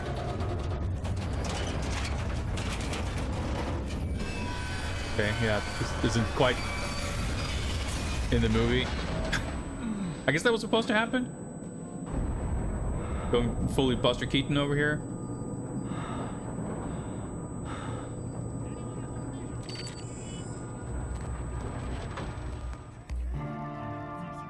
Defend yourself, okay. Oh, this doesn't seem like an ideal weapon, maybe.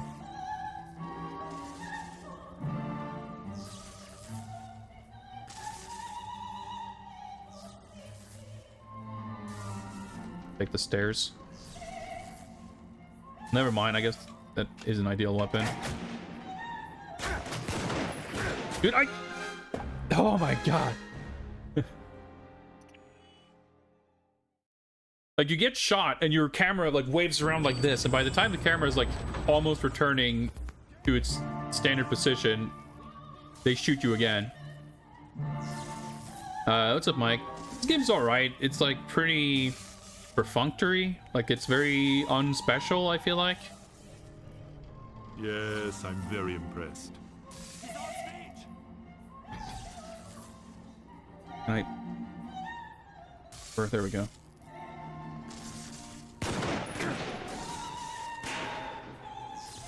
Does some things right, like dudes standing anywhere close to a ledge get knocked down. Like, the weapons generally feel pretty good. I like that. It's just that there's not okay, hold on, there's a hole in the floor there, it turns out.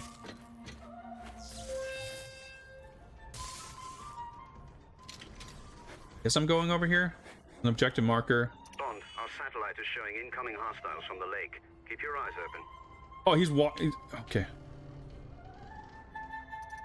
What am I?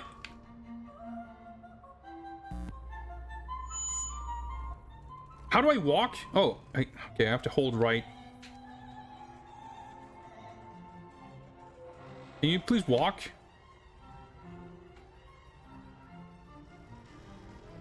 I have to like get it back to the center. But now he's like turning around. He's having second thoughts. The fuck? Oh, okay, I can use the right stick to... This is extremely confusing. Oh, okay, I can... Okay. Press up to walk. When I took my first step, I pressed right, so I assumed that I was supposed to press right to walk right, but I was supposed to hold up.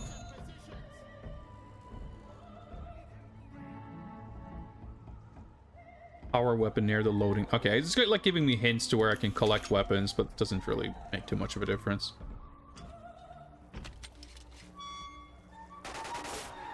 There's stuff there.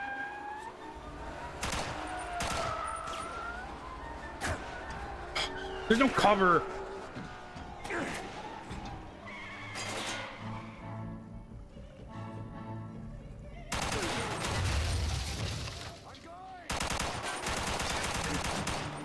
Like explodes. Oh, that... just want to take cover by the explosive thing. All right. I just want to shoot that thing. Oh, I guess I should have saved the explosive.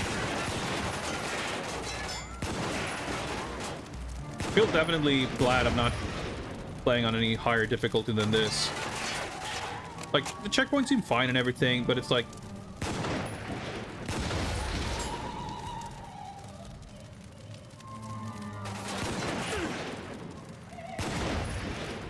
annoying enough that I feel like surely at higher difficulties it's going to be like 10 times more frustrating.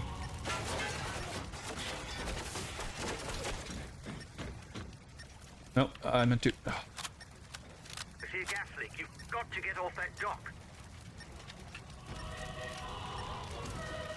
Weirdest weapons. Right. Hold X to climb. They cover behind these rickety planks. I also don't know who's even yapping in my ear. Oh shit. These barrels could explode at any moment. What the?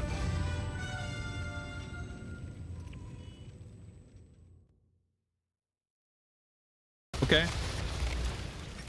Bomb, that boat's a time bomb. Hurry. But there's a timer. There's a time. Okay. Time bomb. Okay. I see a gas leak. You've got to get off that dock.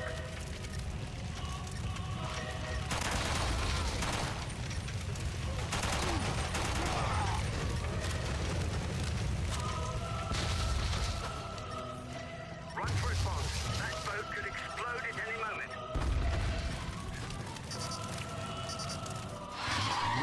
Whoop, I'm jumping. Okay. These weird little blurry slow-mo bits that seem like they're supposed to be exciting moments, but...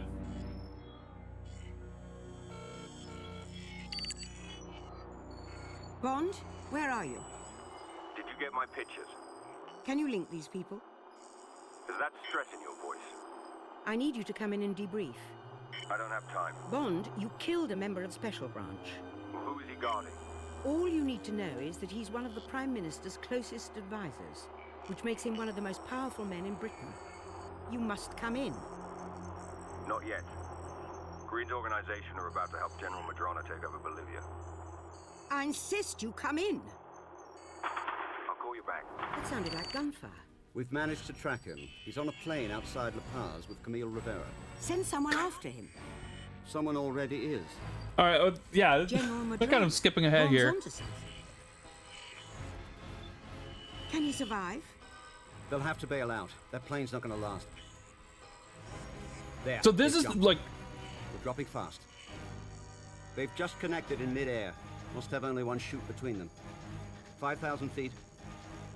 Still falling. They're at terminal velocity. Come on, Bond. The chute's deployed. They've slowed down. How on earth are you supposed to Well, we've understand just got to any of find what's them before going the on here if you drone didn't does. watch the movie literally yesterday?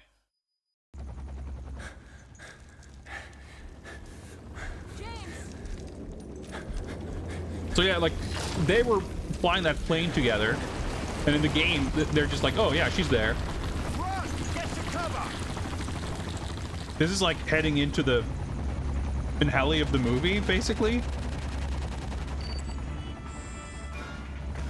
This is, I mean, they sure lived up to the confusing nature of the film. Okay, that's her path. We have to go down here, I guess.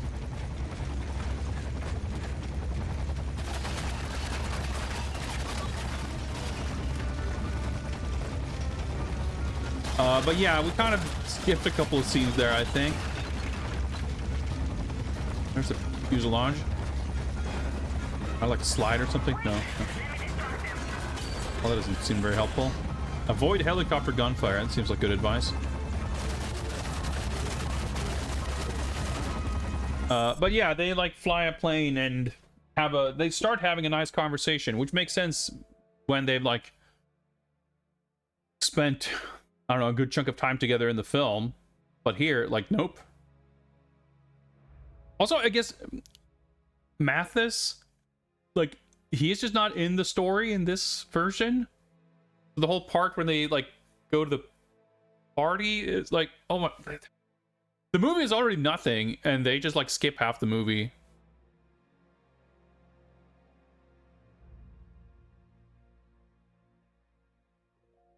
So it's like we make it out of here, and then I guess I can't remember the order that things happen in the movie because there's like no narrative. But it would seem, based on how everything is presented here, that this is like basically kind of leading into the final like action climax of the movie. So that would be like the level after this. So then I guess we're just doing the Casino Royale stuff after Quantum of Solace, unless I've been lied to. Quantum of Solace or the Casino Royale stuff like isn't in the game. I don't know. Ava Green and Mads Mikkelsen were in the opening credits at least. But yeah, this is not exactly what I expected. Oh wait, I have to get out of cover before I can jump over this thing. If I can get out of cover, there we go.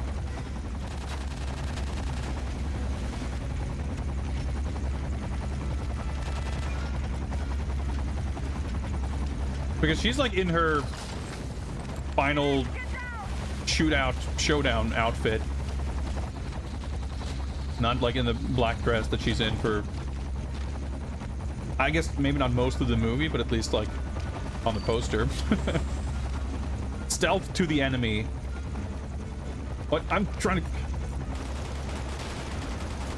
I feel like my cover's been blown here, but I'm stealthing best I can. Am I in... I guess I'm in cover because I'm in third person.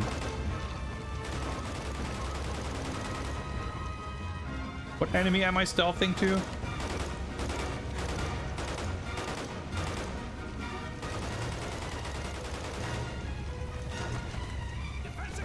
The way you uncrouch the moment you do anything is... Well, whatever. I'm stealthing. Careful, Bond. They're sending in the soldiers. Defend yourself. From what? From where? Oh, there we go. Like, I feel like, and I guess that's also true to the movie, that the geography of, like, the level layouts feel kind of, like, I never quite know where anything is. Or, like, they're simultaneously extremely simple and linear, but also, like, I'm not really sure where I should be looking or where I should expect people to come from or anything. Like, a little disorienting. Up the hill. Oh, this way, I guess. A lake full of water in Bolivia is dying from thirst. They use dynamite. This used to be a riverbed. Green isn't after the oil. He wants the water. Oh yeah, this is where they find out what the movie's plot is. Like, an hour 20 something into the movie.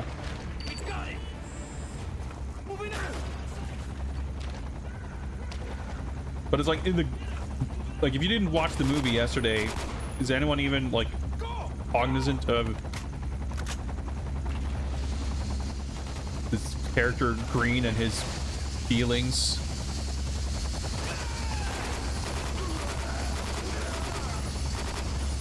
Yeah, this is the designated quantum of plot. That is correct.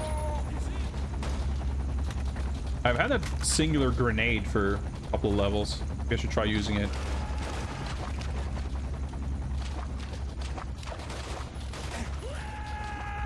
Oh, hello. Oh, there's an objective marker. I guess I'll just look at the little compass up there.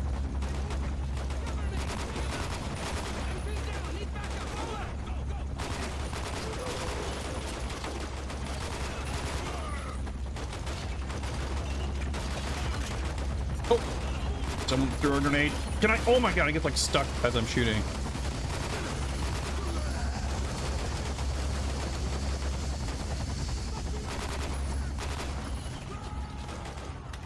There's like, yeah, I can't really flank them or anything like the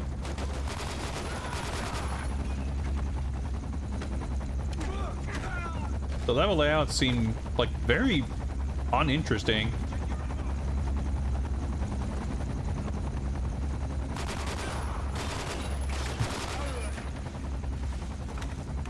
Yeah, the back of the box advertises 12-player multiplayer on Xbox Live, or you can also do System Link.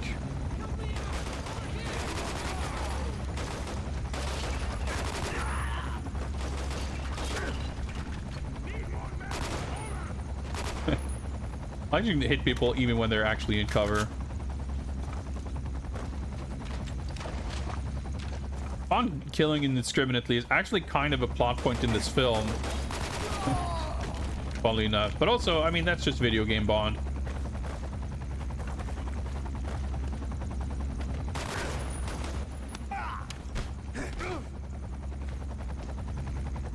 Wrestling takedown's pretty good.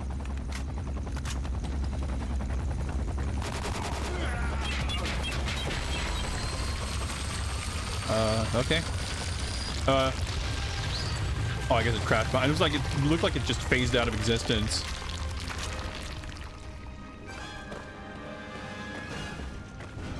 Like, I guess just the mechanics and the weapons, like, they don't make for very interesting fights. Compared to some other games we've seen, where you're like trying to move into position to use your weapons better, or you need to like move between ammo pickups, or you know, whatever it might be in other games.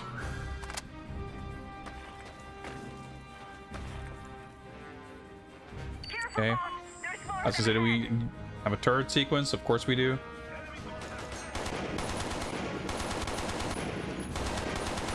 Dude, I can't aim for shit.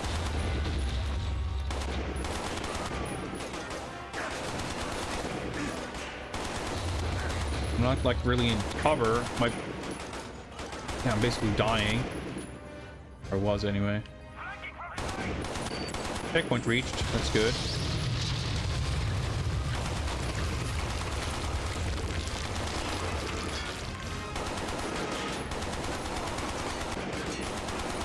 Literally just running in, firing their gun.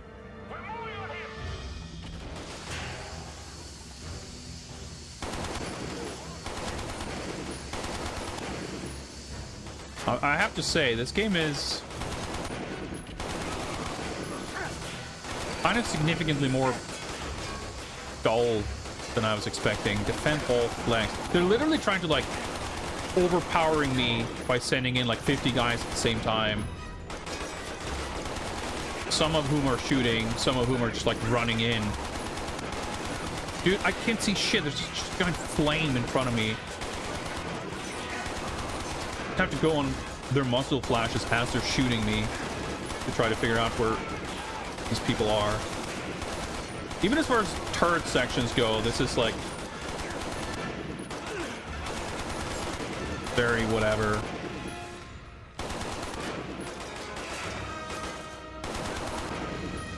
Alright, just has this kind of very filler feel to it.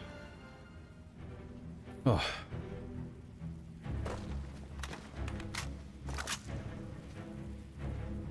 I don't think Treyarch ever used Unreal Engine, certainly not at this time.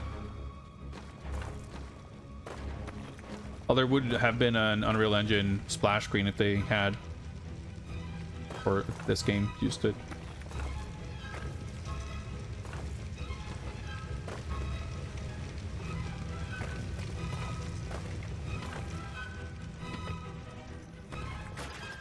Oh, I guess I can't climb up there.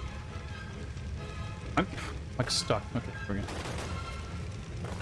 I don't want to particularly stand right next to that exploding thing. Someone was shooting over from this direction somewhere. I guess maybe I'm going that way. I guess there's an objective marker. But especially in this kind of organic environment, it's not super easy to tell what's supposed to be like walkable. There's more of them up here. Take this shot. She keeps moving. I need a clear line of sight. Next time, don't hesitate. Take the shot. Just a little further.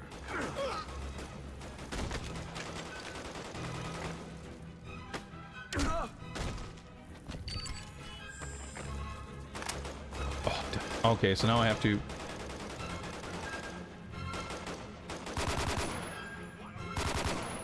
I don't even know where she is, but these are bad guys. Is that, no? I was gonna say, is that her shooting? No. Oh. Accidental bond moves. There's no bond move mechanics in this game. But occasionally you get to cause some pretty neat destruction. Just trying to collect ammo. Nope. Okay, nothing seemed to be taking damage there. Probably just a cutscene helicopter. I'm not getting a red reticle, so... Oh, now I do, I guess.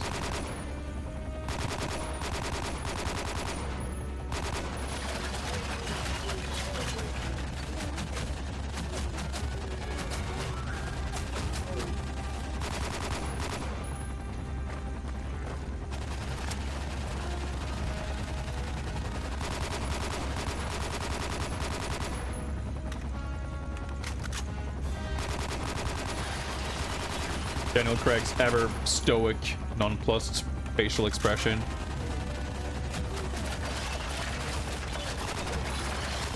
Like, I think I can target the gun, like, every now and again. Yeah, there we go, I hit him. Okay, yeah, so I shoot the gun guy, and that makes the helicopter explode, and then crash. Fair enough. Oh, I guess I can go down here now. I guess that's her.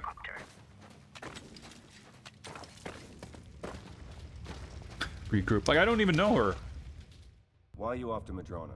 When I was a child, General Medrano came to our Second house. He shot cutscene, my or father, achievement. then strangled my mother and sister. I was too young to be any trouble. Next time will be different. Seems we're both using green to get to somebody. Then you lost somebody too. Yes, I did. Oh, shit. Okay, here we go. Now we're flashing back the entirety of Casino Royale.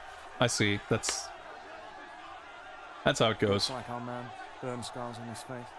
I think we found our bomb maker. Stop touching your ear. Sorry? Put your hand down. He saw me. He's on the move. Holster the bloody weapon, Carter. I need him alive. Like, at this point, I'm not even really excited to, like... Before I play this game... Someone chasing me! Get rid of him! Can I move? Oh, I was in cover. Oh, geez. I was excited about the prospect of, like, well, Casino Royale was a cool movie, so it's gonna be cool to do Casino Royale and then, like, transition into Quantum of Solace. But we did, like, 80% of Quantum of Solace, and we're basically heading into the final showdown. And I guess we're just gonna reminisce about the entirety. Like, it's so funny, just the framing of like her giving her brief backstory and him like, yeah, I I lost someone. I remember the parkour foot chase opening scene of my last adventure before, like, that shit has nothing to do with Vesper. So it's a little weird that we're, I guess, now shoehorning in the entirety of Casino Royale. What's up, Herbu? Was this before Treyarch was designated Call of Duty studio? This was made pretty much the same time as World at War. This came out the same year, 2008. So they were doing this game and Call of Duty, and I think there was a Spider-Man game that they were working on more or less at the same time. I just realized that, like, I haven't been taking any breaks, and I've been going for almost 3 hours. So I'm going to take a break. And when I return, we will attempt some potentially awkward first-person parkour, I guess. I'll see you guys in a little bit.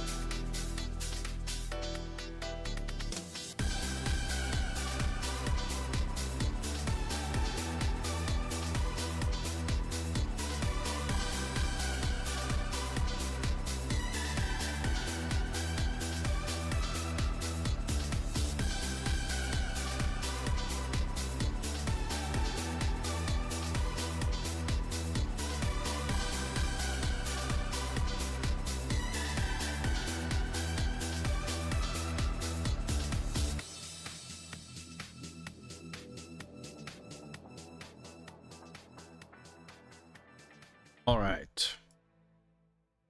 I'm back. And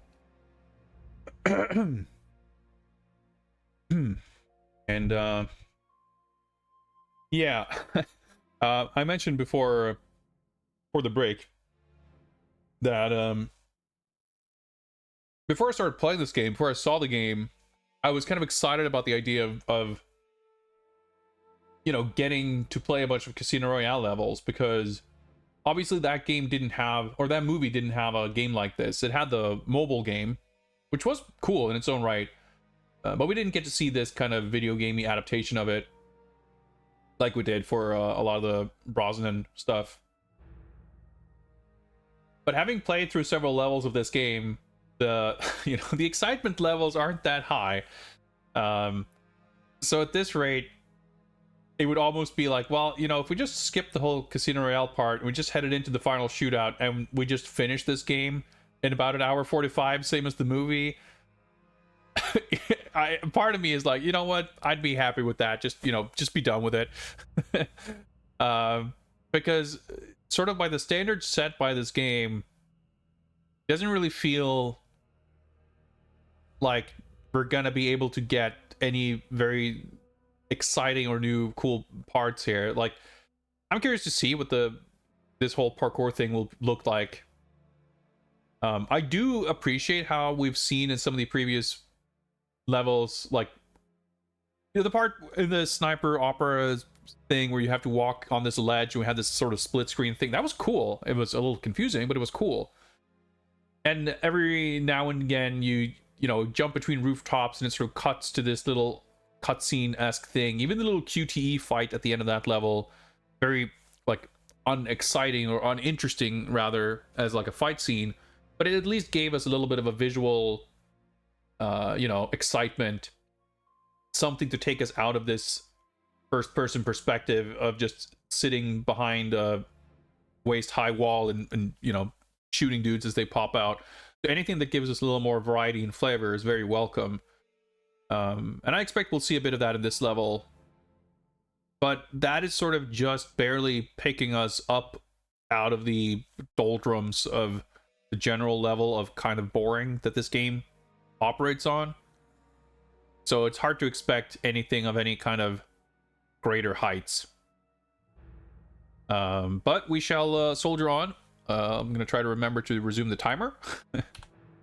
And let's resume the game.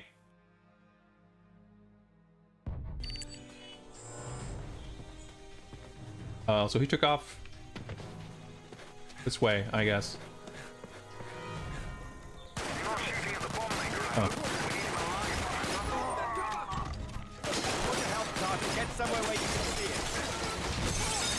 Isn't exactly how the scene played out in the film, but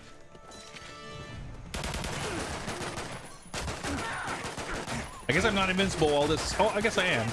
I was already badly hurt before.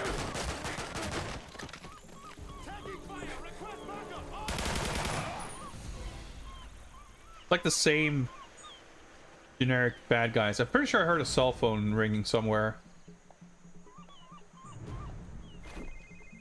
Oh, there we go.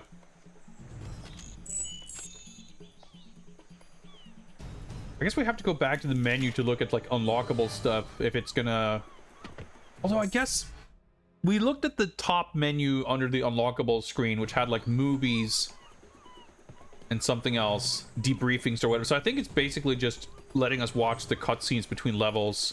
I don't think we're gonna be unlocking anything more interesting than that, really. Oh, it's like a launch. I thought it was glimmering like it was an object of interest, but it's just out of control specular highlights, I suppose.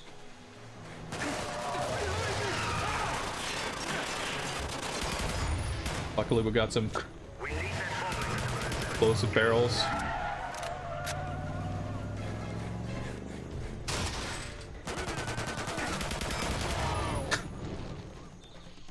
It's like what you do in this game. You just shoot explosive gas tanks, which, I mean, that's all right. That's not a, you know, not a bad thing. But yeah, like for a solid decade or so, before this, we'd had Bond games built on like going from interesting moment to interesting moment, and here it's just like, well, let's shoot a gas tank, I guess, and then we can maybe shoot another gas tank. When we first hacked those cameras in the opening level, and I first got to the cell phone screen, we had like objectives and stuff. I was like, oh, good. We at least will have the ability to check the objectives and even a map, so we won't get too lost or confused. But that hasn't really been much of a factor. Haven't had too much of a need for that. For film tie-in games to extend the film, not compress. Yeah, that's kind of what I'm surprised by here, because what I sort of read about the game seemed to imply that this game would be kind of making some shit up and like, yeah, basically extending. That's a friend of mine, apparently. Okay.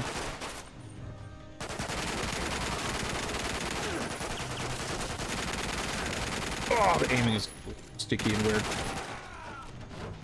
That's good. I like the enemies flipping over the ledges like that. That's always fun. But it just like really sped through the entirety of Quantum of Solace, and then just like as a detour, I guess we're doing all of Casino Royale now.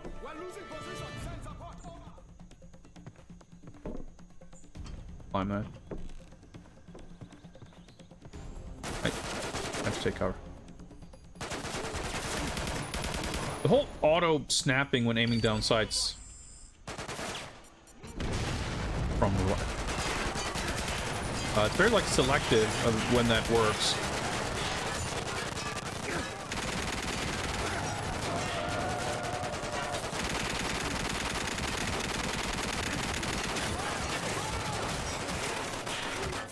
You just calmly reload.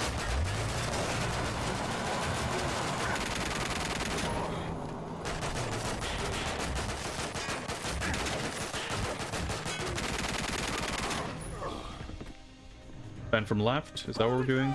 No, we're not done here yet, I guess. Like, shit like this really feels like it's...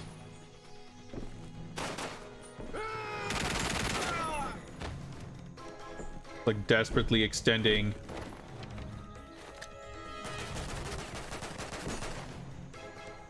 the length.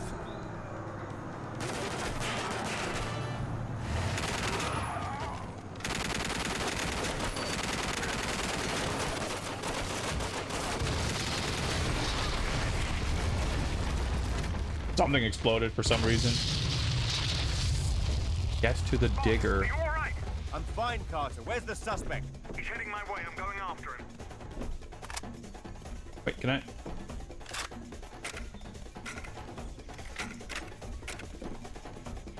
Oh, what? Can I? I'm confused on whether I can get more ammo or not. Okay, I can jump through here. Oh, now this exploded open, so we can just see. Get to the digger, right? He's hidden right over. Wait.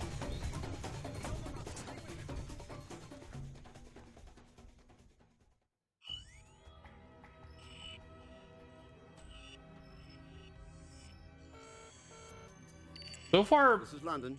this is like less accurate than the Lost who? Quantum of Solace parts. Yes, I know. Where's Bond now? Malaka caught sight of me and legged it. Bond went after him. Then this isn't over. I'll arrange satellite recon and alert our listening post for outbound calls. Roger that. I'm heading after Bond. Stay in touch. We want that bomb maker. The construction site, I guess. Oh, what the fuck? Okay, I don't think I'm controlling this. I can move the camera, but... okay, I guess he maybe does drive this thing for 2 seconds in the film. I was really shocked because I thought we were doing like a driving stage. Like this of all things, but no, that was just a little cutscene flourish. Oh, I could possibly climb there, I guess. Are they guiding me or just waving? Oh, this is kind of cool. Hurry, Bond. You're losing him. This is kind of cool. It's from the film. Oh, yeah, I'm gonna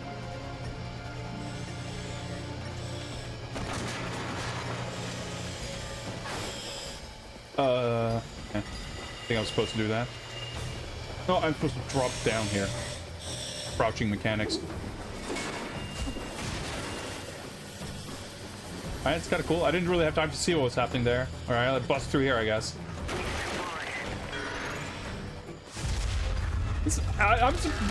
I'm surprised how cool this is, actually.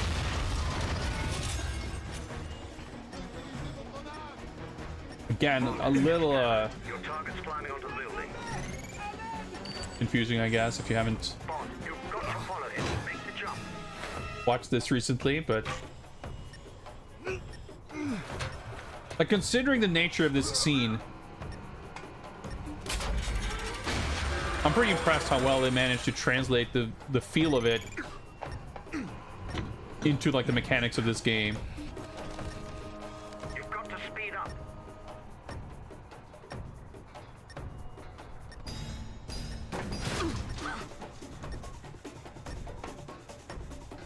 Stone-faced Bond.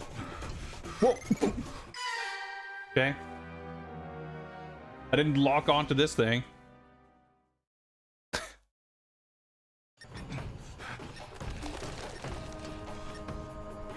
This, I was expecting to go into this thing, so I don't know, I just held up on the stick, but gotta be a little more careful.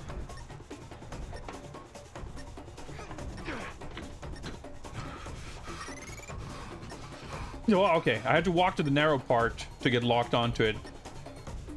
The wider part I can slip off of. Listen, Bond, not after all this. Walkable.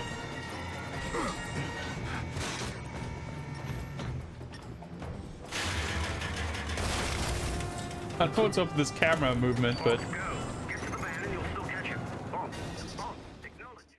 Ma'am, 007 just entered the Nambutu embassy in Madagascar. 007? Bond. The one I just promoted. On foreign soil? Bond's target may be seeking sanctuary. And Bond is violating. this is now the third level Lost the local camera. The satellite based on the image. opening scene of Casino Royale. But that's a proud tradition, you know. There's Carter, ma'am. Put him on. I want to. This isn't important. Move on. like the License to Kill game Face every file. That's all that matters. has like 5 levels, and 3 or 4 of them are like the opening scene of the film. Hello, M. You've got a bloody cheek. I give you 00 status and you. But this is extra impressive because it's the opening scene of the previous film. We wanted to question him, not kill him. And thanks to you, we've no idea who. Oh, I guess they just skipped over the embassy part. Okay, they're doing that again. Demetrios. What's he up to? Where they're narrating scenes instead of showing them. This is still Bond having a flashback, by the way. Because Camille asked him if he lost someone. This is him reminiscing about the death of his beloved Vesper, who he hasn't met yet.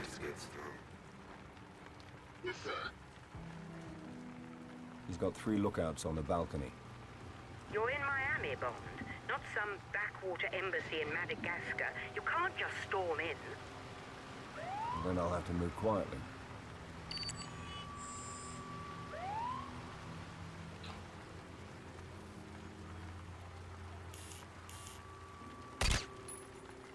And so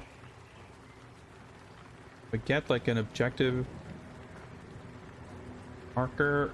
It's like moving shit all over the screen, but I can't tell. Okay, they're casting a giant shadow, I guess.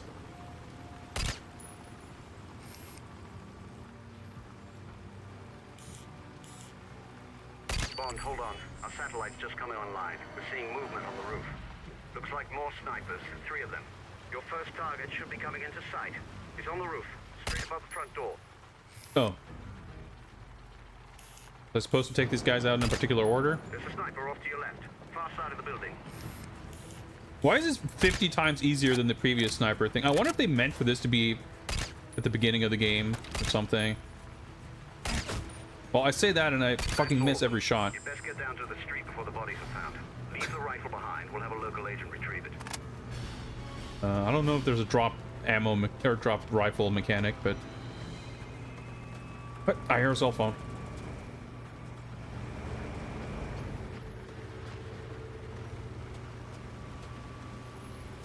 Oh, there it is.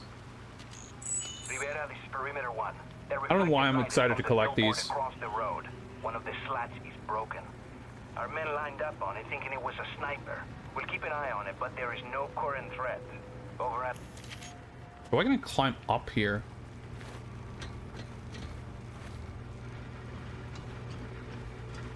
Okay. Alright. Well, down to street level. Am I gonna like... okay, I'm just gonna teleport to the street. Okay. Demetrios should let us clean this place out. And get the feds interested with the hardware we smuggled With through wet there hair last and time we everything. wanted Pretty cool. What? Neat. I like that they're like, huh? But then they don't actually look. Rivera here. I'm back. Let's get a pickup crew to 3. I'm still seeing RPG crates we need to collect. Roof lookout. Can I get I don't even remember what this is supposed to like be from the movie, but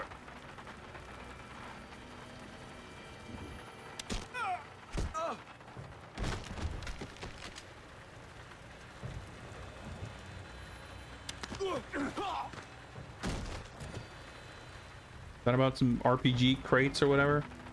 Oh, it's probably okay. I could have stealthily sniped it to explode. Like, all these things I can explode. What am I doing here? Like, what's my objective? I don't know. Collecting cell phones.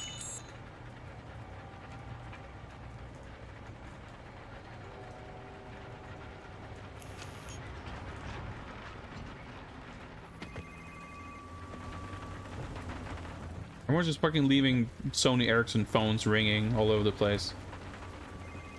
Whatever. Do a little Simon Says. Oh, shit. Okay. I'm only supposed to do the green ones.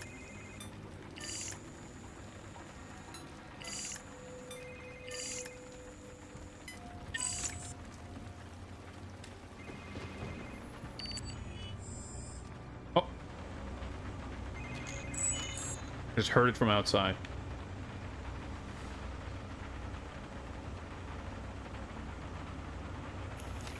All right, when we get to a roof, there's going to be enemies there. That's very good information. Solid intel. Team 2, the back lot is quiet. No breach here. Over. I need Team 1, how's it? Team 1, what's your status? Over. Team 1, report in. Over. Send another position. Over. Well, stealth probably doesn't really matter at this point. Running cover. Enemy in sight. This is Team 2 taking cover. Intruders within our perimeter. Well, luckily this guy's taking cover next to a fucking explosive crate. If I can fucking hit it.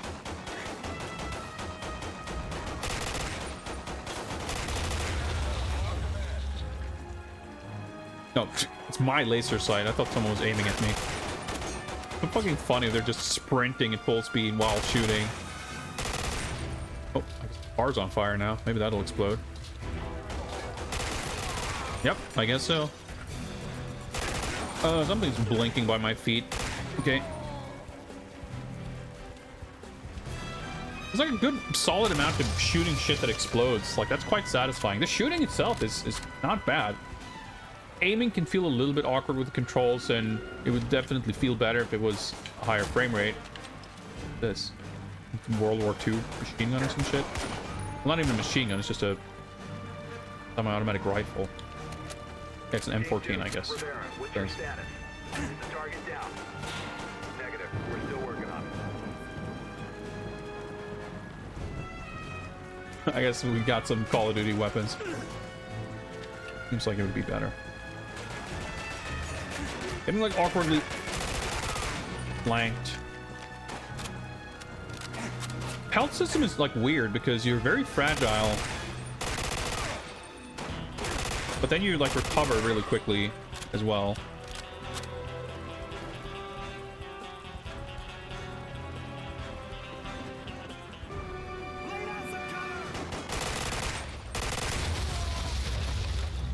That shit's pretty sweet. Like, if the levels were just more interesting, might be fairly solid.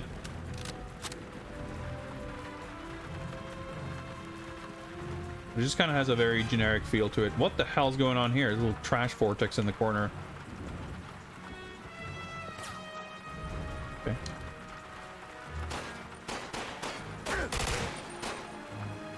Might lost my ability to aim for something.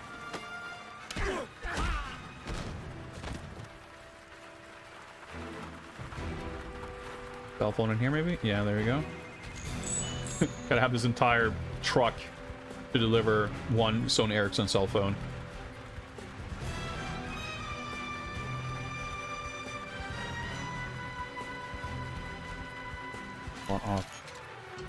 What am I doing? Where am I going?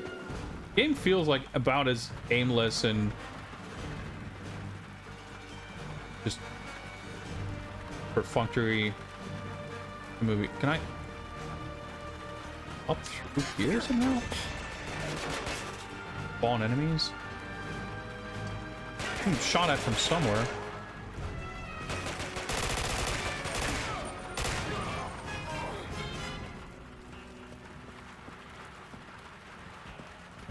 Supposed to do platforming here? Oh. Oh, I'm supposed to find a ladder. I honestly wouldn't mind a bit more platforming. You're quite welcome. Team 2. Stunt climbing and what have you. Our intruder is still on the loose. He may have found a way inside. Stay alert. Like, it looks as though you have some slight branching paths or alternate directions. Dad system.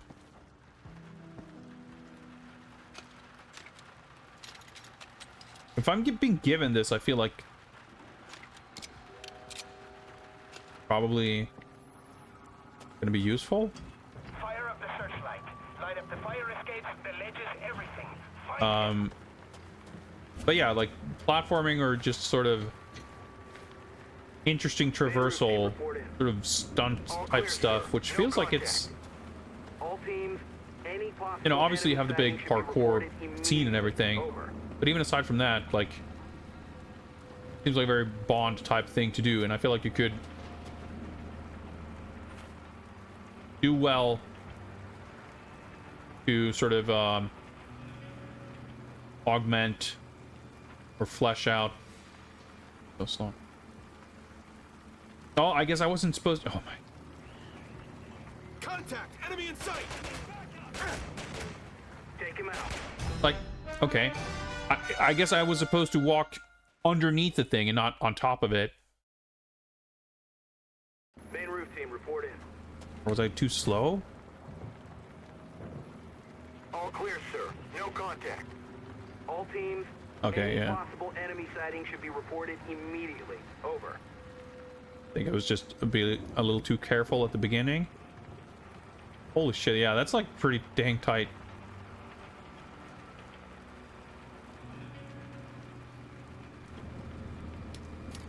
But yeah, ultimately just making such a straightforward first-person shooter that's all about shooting and nothing else.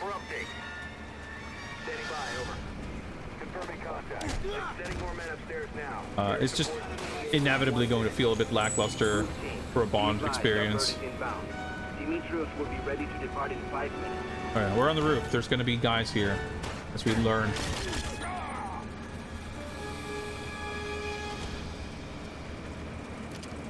Maybe I'm supposed to take down a helicopter for like the 5th time. Maybe the grenade launcher is going to be useful for that. Camera!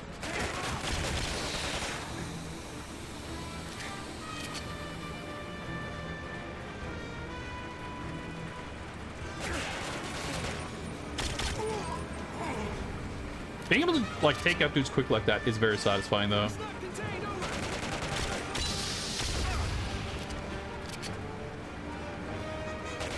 Dude, where the fuck did he go? Oh yeah, I meant to comment on before, like we need to check the achievements and stuff, because I'm surprised we've only gotten a few. Like you would expect a game like this to at least have an achievement for every level that you complete, but that has definitely not been a thing. So I really have no idea what kind of things Because on the 360, it doesn't tell you what the achievement is for. Like on the modern Xbox, you like whenever you get an achievement, it sort of flips over the thing and tells you what you like, what the criteria was. So we'd have to go back and look that up. Did I run past the second guy? Felt like I did. I pressed the wrong button. And remember when we had that shotgun on the first level? Got a dude and he flew 12 feet through a gate. For good times.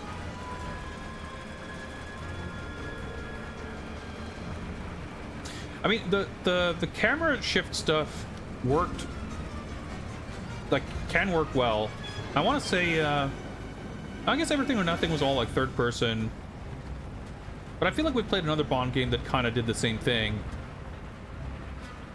I mean, it's a different type of game, but like the new Indiana Jones game does that a lot, and it like works fine. But I think the actual camera transitions are just like very awkward.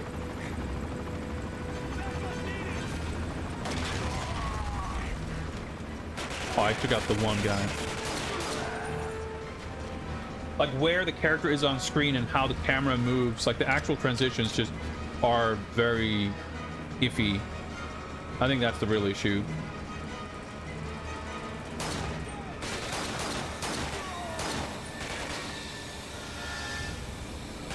Okay. Looking at something that looks like it might be an explosive barrel or something.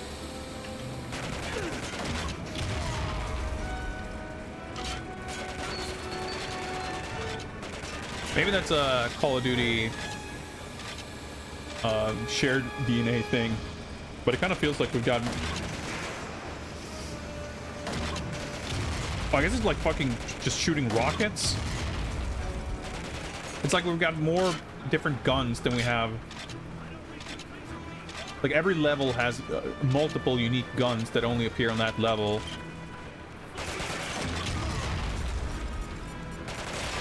Did he drop a grenade? I guess he might have.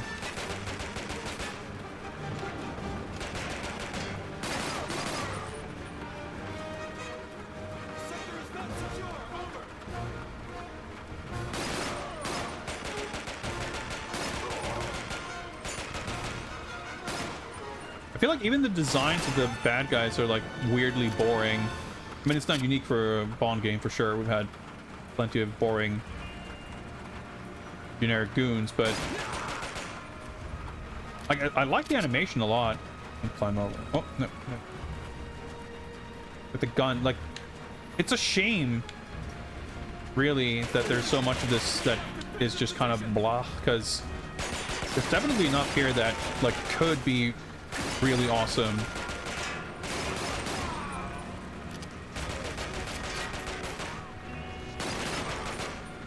Versus it makes me want to play Winback. I mean, I think Winback, I'm not going to say that it's a better James Bond game than this, but it's a good example of a game.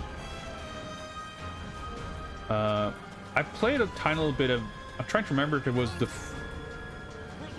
first or second game. Oh, shit. But even though the mechanics are very simple, like it had actual interesting encounters because you kind of had to actually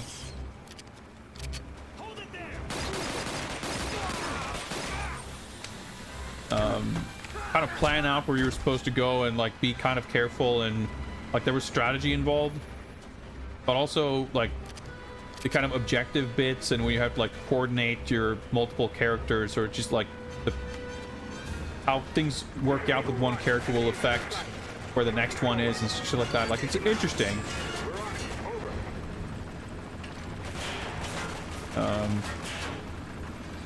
In a way that I think could... Okay, I need to get closer. This weapon is really weird. In a way, sort of translate to what you might want to see in a Bond game. This is not gonna work. I guess I played on PS2, so that was probably the second one.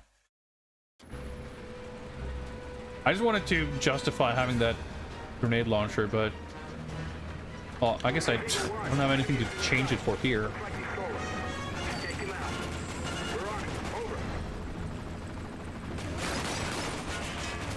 Oh. Yeah, the cover system is kind of awkward. Like, the cover itself works, but moving in and out of cover is a little strange when you have things like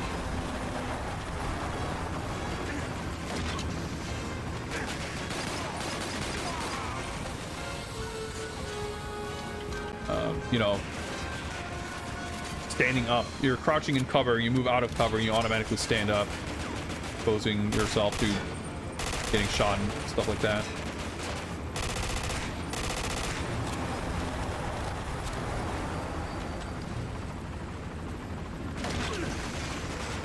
I guess he's like literally fucking dodging it.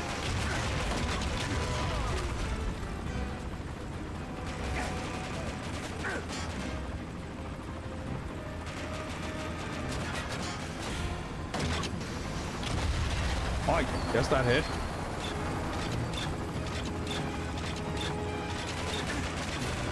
Finish reloading, please. Oh, well. Well, that was a poorly timed shot. Oh well. The grenade launcher, like, kinda work.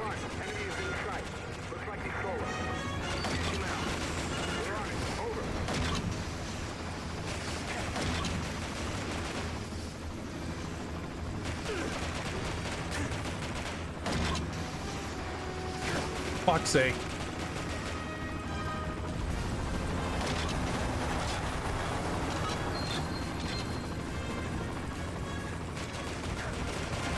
Like, it's kind of moving at a pretty set pattern while I'm about to die. Yeah, I was being shot by the other dude. Okay. I'm probably better off waiting for the dude to spawn so I can shoot him and take his SMG instead.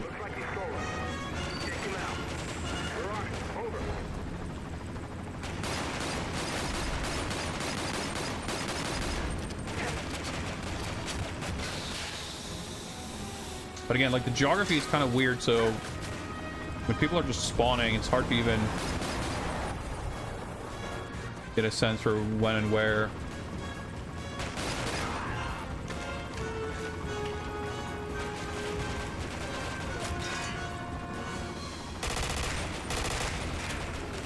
Seeing those big, like, explosions when you hit the helicopter is very satisfying, though. It's like just good video game feedback. Like, when this game is being very video gamey like that, it's like kind of when it's at its best.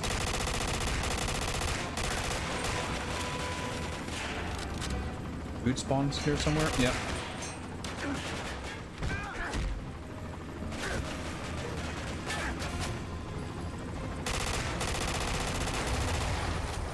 I mean, on the plus side, if this sequence was like designed around having the grenade launcher, it probably would be way more annoying. There's a dude here somewhere shooting me as well.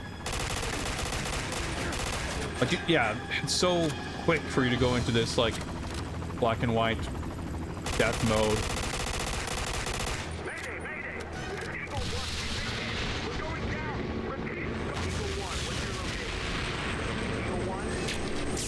Okay.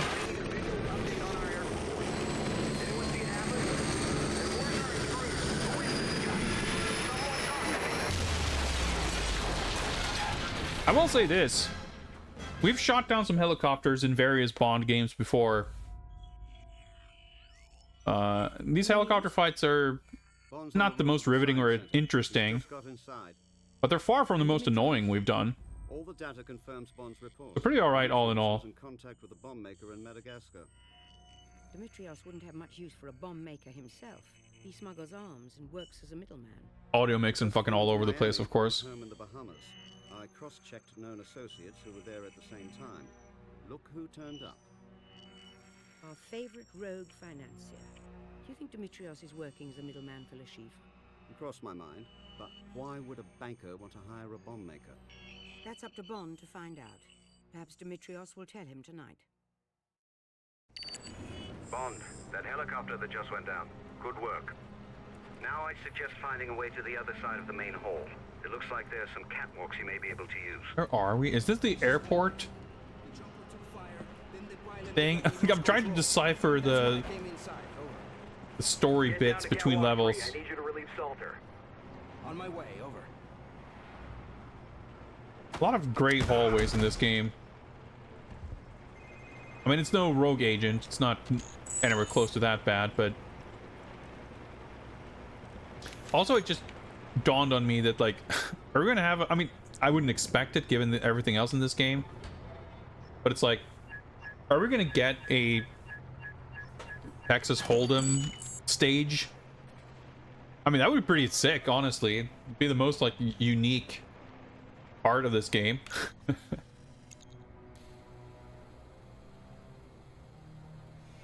Like, looks like a museum. Like, I don't even know where we are.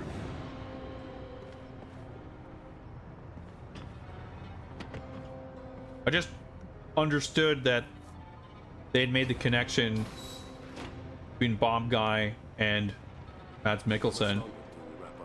The trucks are just about loaded.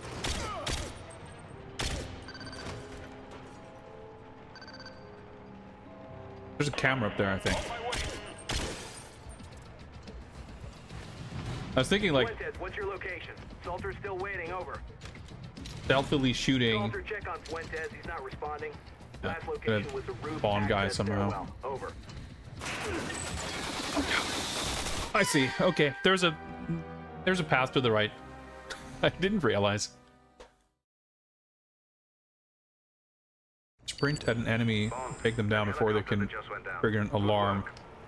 Now I suggest finding a way to the other side of the main hall. Okay, I was literally about to say that this game is at least quite generous with checkpoints. This is about the most ungenerous it's been.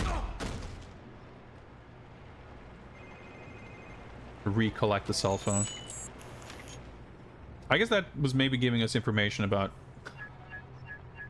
this next room.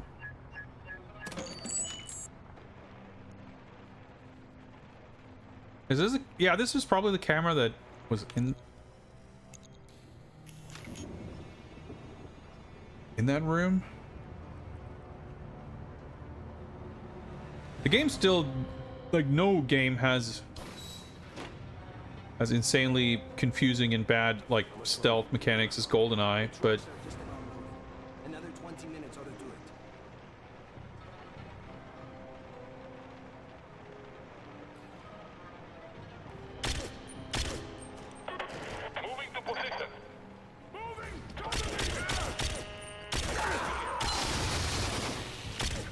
probably take cover. But it's still, like, not really clear how it works.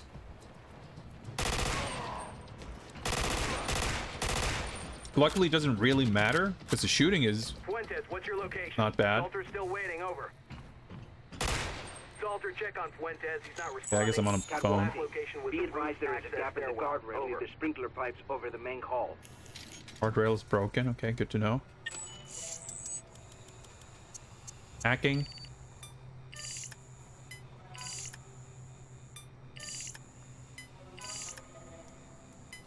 Man, 2008 sure was prime days for tedious, time-wasting, door-opening mechanics.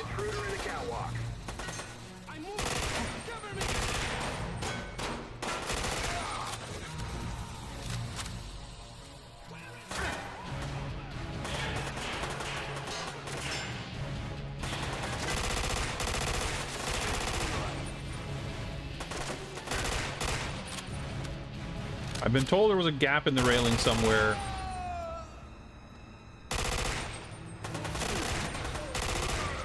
I don't know exactly what that means or how to make use of it, but as long as these guys are dutifully falling down when I shoot them near a ledge, I'm decently satisfied.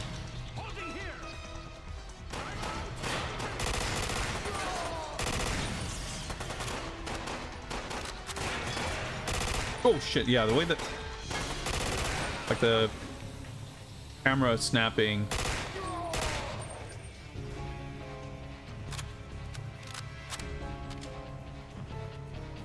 Okay, there were explosive things there. Like, it's so inconsistent. Like, when it works, it's super convenient.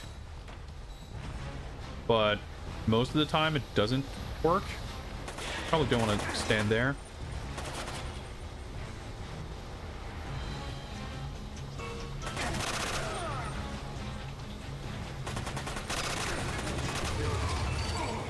Oh, okay. Find the basement. Is it gonna open again? Oh. I mean, I guess it's down there somewhere, but I probably don't want to jump down. Do I walk across this thing? Probably. That's kind of cool. Oh!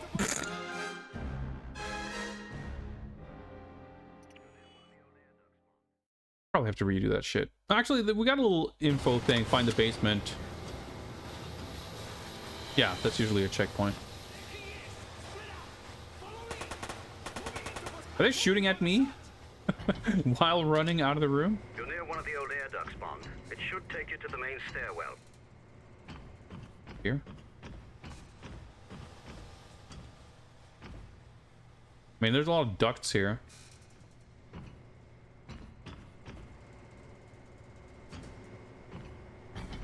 Can't jump over the... Oh.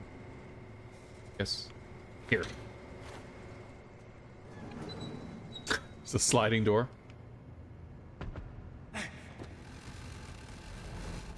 Okay. Pretty cool. I'm a little surprised that... yeah, this weird slow-mo when we land. Surprised they didn't change the camera angle for that. Good. After the corridor, you'll reach the security station. We're guessing that's a control point. Still don't know where we are or what we're trying to do. Judi Dench is in this game. We saw her face for like half a second during or around that first level. I think she was in one other like briefing call. But otherwise she's like barely in this, and it's not like, I mean, I guess they didn't want to bother paying her for these little radio messages. But it's a little weird to be like constantly not yelled at, I guess, but just hearing this constant radio chatter. And I don't even know who that's supposed to be talking at us. Do you want me to head upstairs? Over. Negative. I think we got the problem contained. Stay on your route.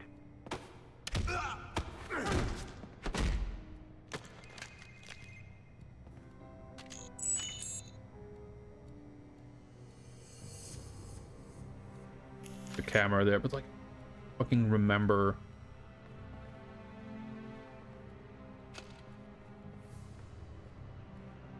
that like angle. Okay, there's a camera there. Like, did looking at that cell phone really help me? The camera just see me through the door? I think it did. Or I guess it almost saw me. Oh, disable camera. I thought it was supposed to like stealthily sneak past it.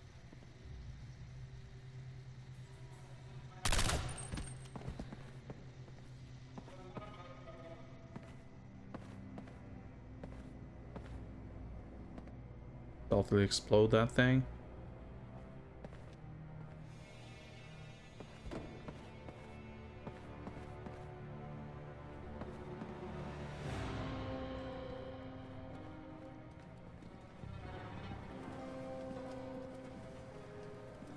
So that's like a green camera, which means I guess we've patched into it, so it's like a benevolent camera.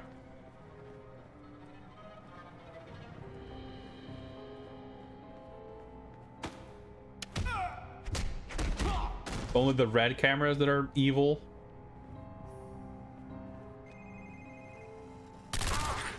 There were two guys, right? This is like the first part of the game, I feel like, where I sort of could scope out the area and figure out a little route and do something. Okay, there's a keyboard in one of these rooms. Controls an elevator, I guess. But like even the very basic structure of each mission is like even the games that are very straightforward, like Everything or Nothing, like they don't have these elaborate mission setups like GoldenEye. They still like have you get an objective after the other, much like this, but oftentimes the objectives like are actually cool Bond things to do, not just walk here, shoot guys, walk here, shoot guys. This like there's I don't feel like there's a lot of creativity or imagination. The code will get you through the door. After that, it's up to you. In the sort of scenarios. All teams, roof and basement security have been compromised. We have an intruder. Male Caucasian, late 30s, But armed and deadly. Location all right, I guess. Son of a... Whoever you are, you're too late. Carlos is gone. Right. Promise is good as... Oh, okay. I was gonna say, can I get out of the elevator? I guess not. Okay, this is interesting. Am I supposed to? Checkpoint reached, yeah, I guess so. Oh, there we go. Oh, can I move, please? There we go. We have a problem. Whole team, I can't lock the Okay, elevator. can't climb that.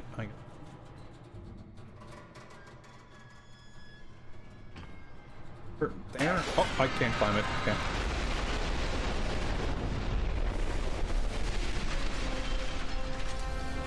It's kind of cool.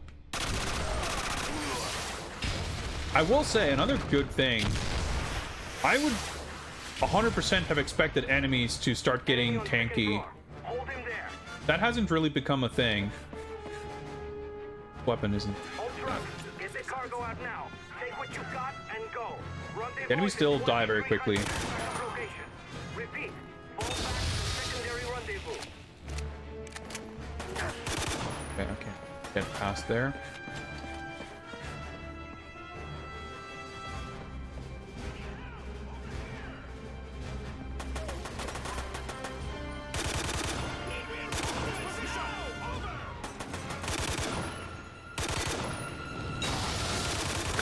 I like that when they're like in range to get stunned by an explosion but not killed by it.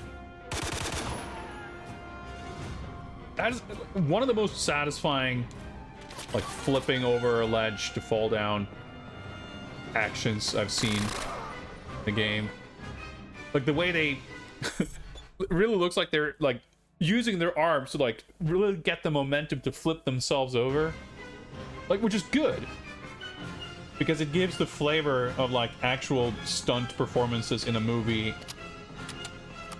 as opposed to just like making it realistic, or even worse, trying to rely on like a physics simulation. Okay, I could shoot down the Da Vinci flying machine. I see.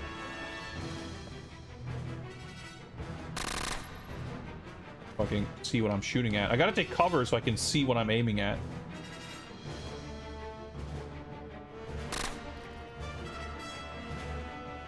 Look, who knows how that works? Actually, am I supposed to do that? Because I literally can't. Like, this is impenetrable. I can't get across. Oh, I guess I take the stairs. Remaining personnel to first floor. Enemies in main hall. Take him out. The intruder cannot be allowed to exit the building. Contain and eliminate. Main hall team. Be aware that the overhead light fixtures are... Be aware of these lethal traps. Maybe from down here I can... Holy shit, the camera's just going crazy. Blind firing this thing. He's not contained. Over.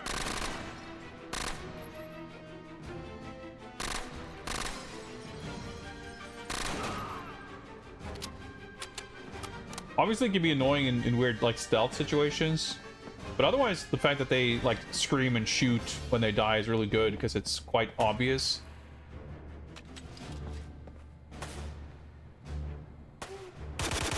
Like, it's not ambiguous whether you manage to kill someone.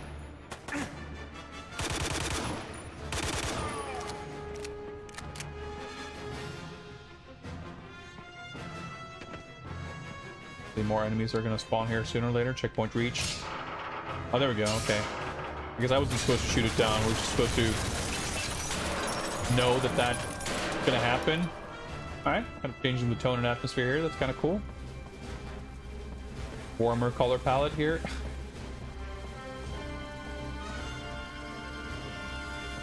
So yeah, there's okay. I have to take the side path here because the fire is like blocking on. On.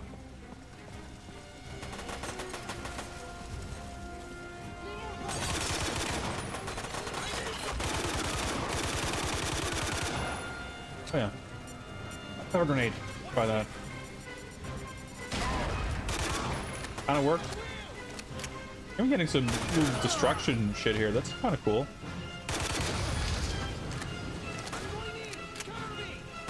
Low on ammo. Oh, you have to go out of cover before you can climb over. Cover, please.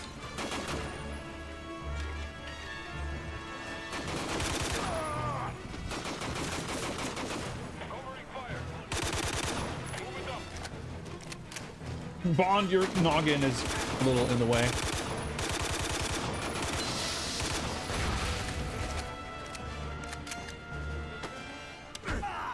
That's kind of cool, like stunning with the fire extinguisher so we can do a takedown. That's satisfying when that shit works out.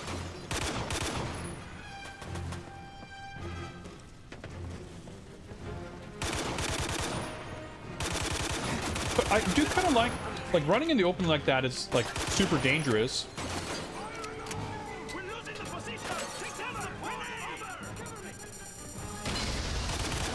But it's satisfying if you like catch one of them in the open while you're doing it, and you can kind of like just spray and pray a little bit, and if you land like 2 shots, they're dead. Or 1, you know? Like, you can be punished for doing it, but you can, like, it can work out in your favor as well. This way, I guess. No, I guess that was just a monster closet.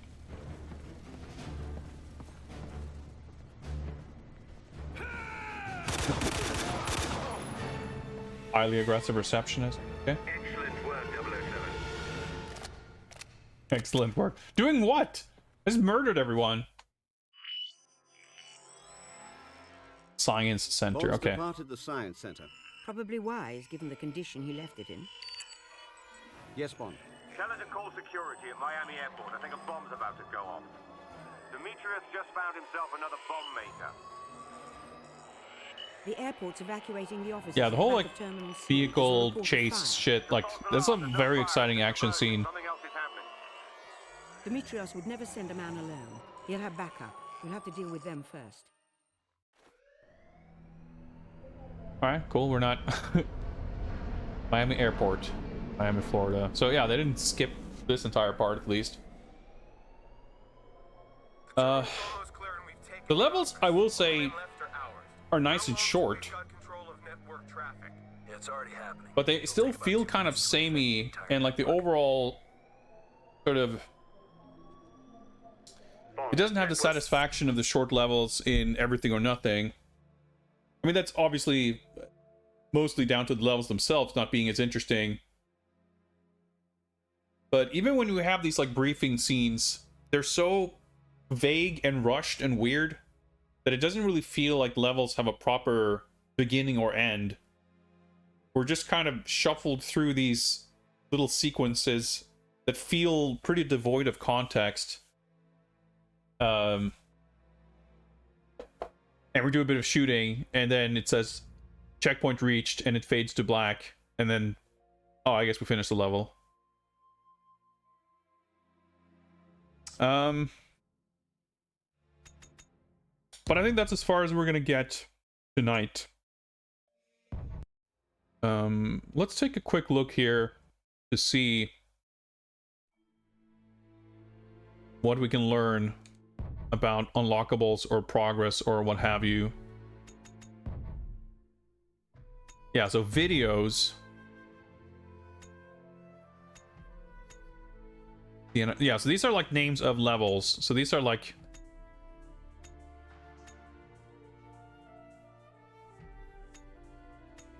the level intros for each level. Bonus videos is a bit of a stretch. MI6 debriefing rooms. Okay, so this is the heck. For Sienna, Opera House, and Sing. So these certainly look like the levels we can walk around in. But it seems as though it's going to show us like collectibles of some kind. Skip. Okay, I guess I pressed the skip button to skip this black screen.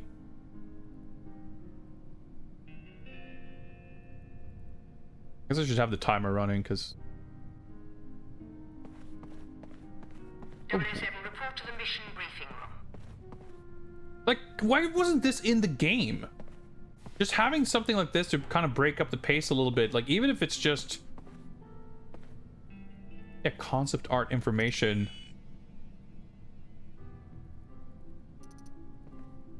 This is so bizarre to have like a fucking Windows 95 multimedia 3D hallway maze presentation for the concept art gallery. Like, it's kind of sick, but it's also so strange.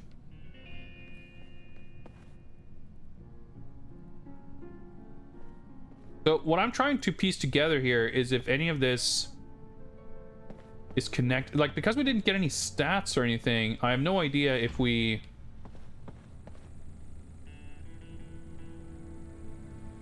like, unlocked things because we... Okay, pause through. Okay.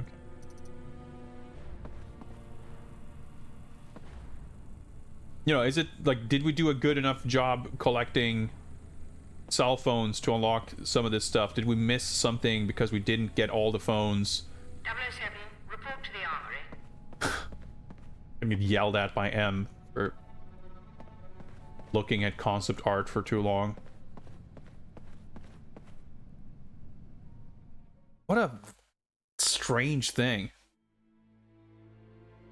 But it didn't seem to, like, I guess we just get like a collection of stuff from those levels.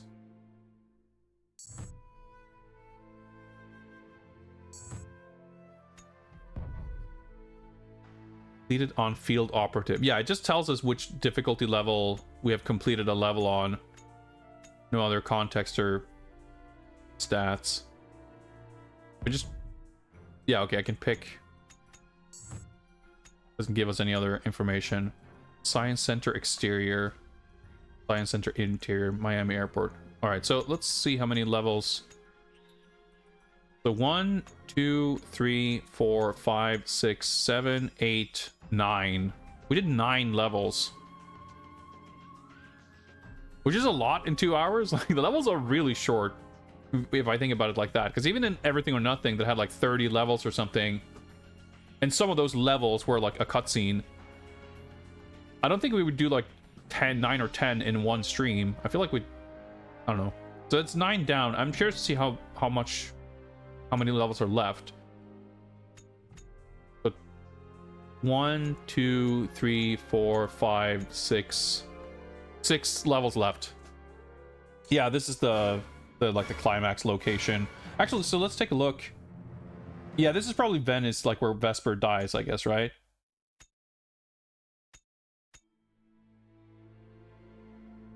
So yeah, there's a train.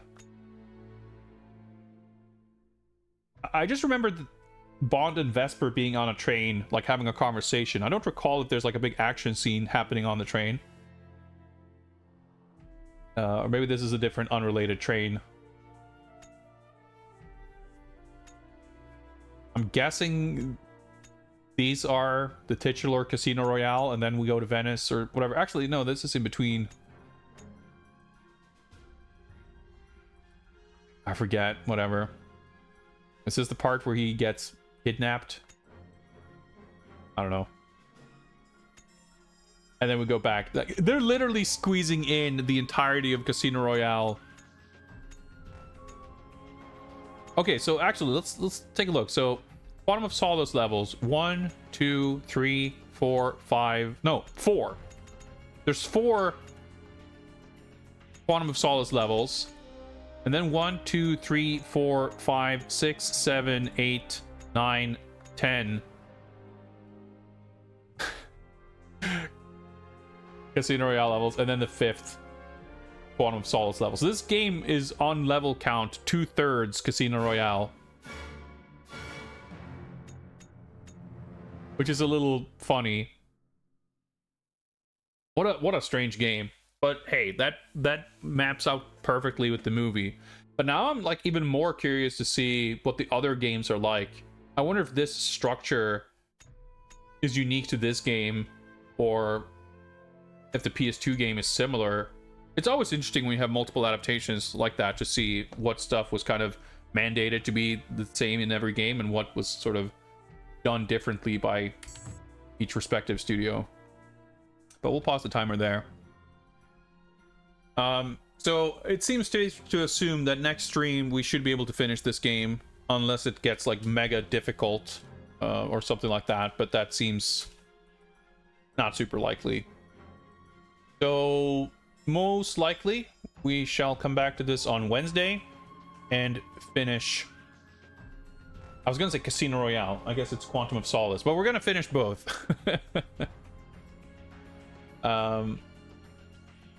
I'm glad to be back to Bond. I hope, although I realize it might be optimistic, that excitement levels may rise at some point before we're done with all the games. But this is still pretty comfy. It's still pretty all right. Let me figure out who we're going to raid, and we shall wrap things up there for tonight.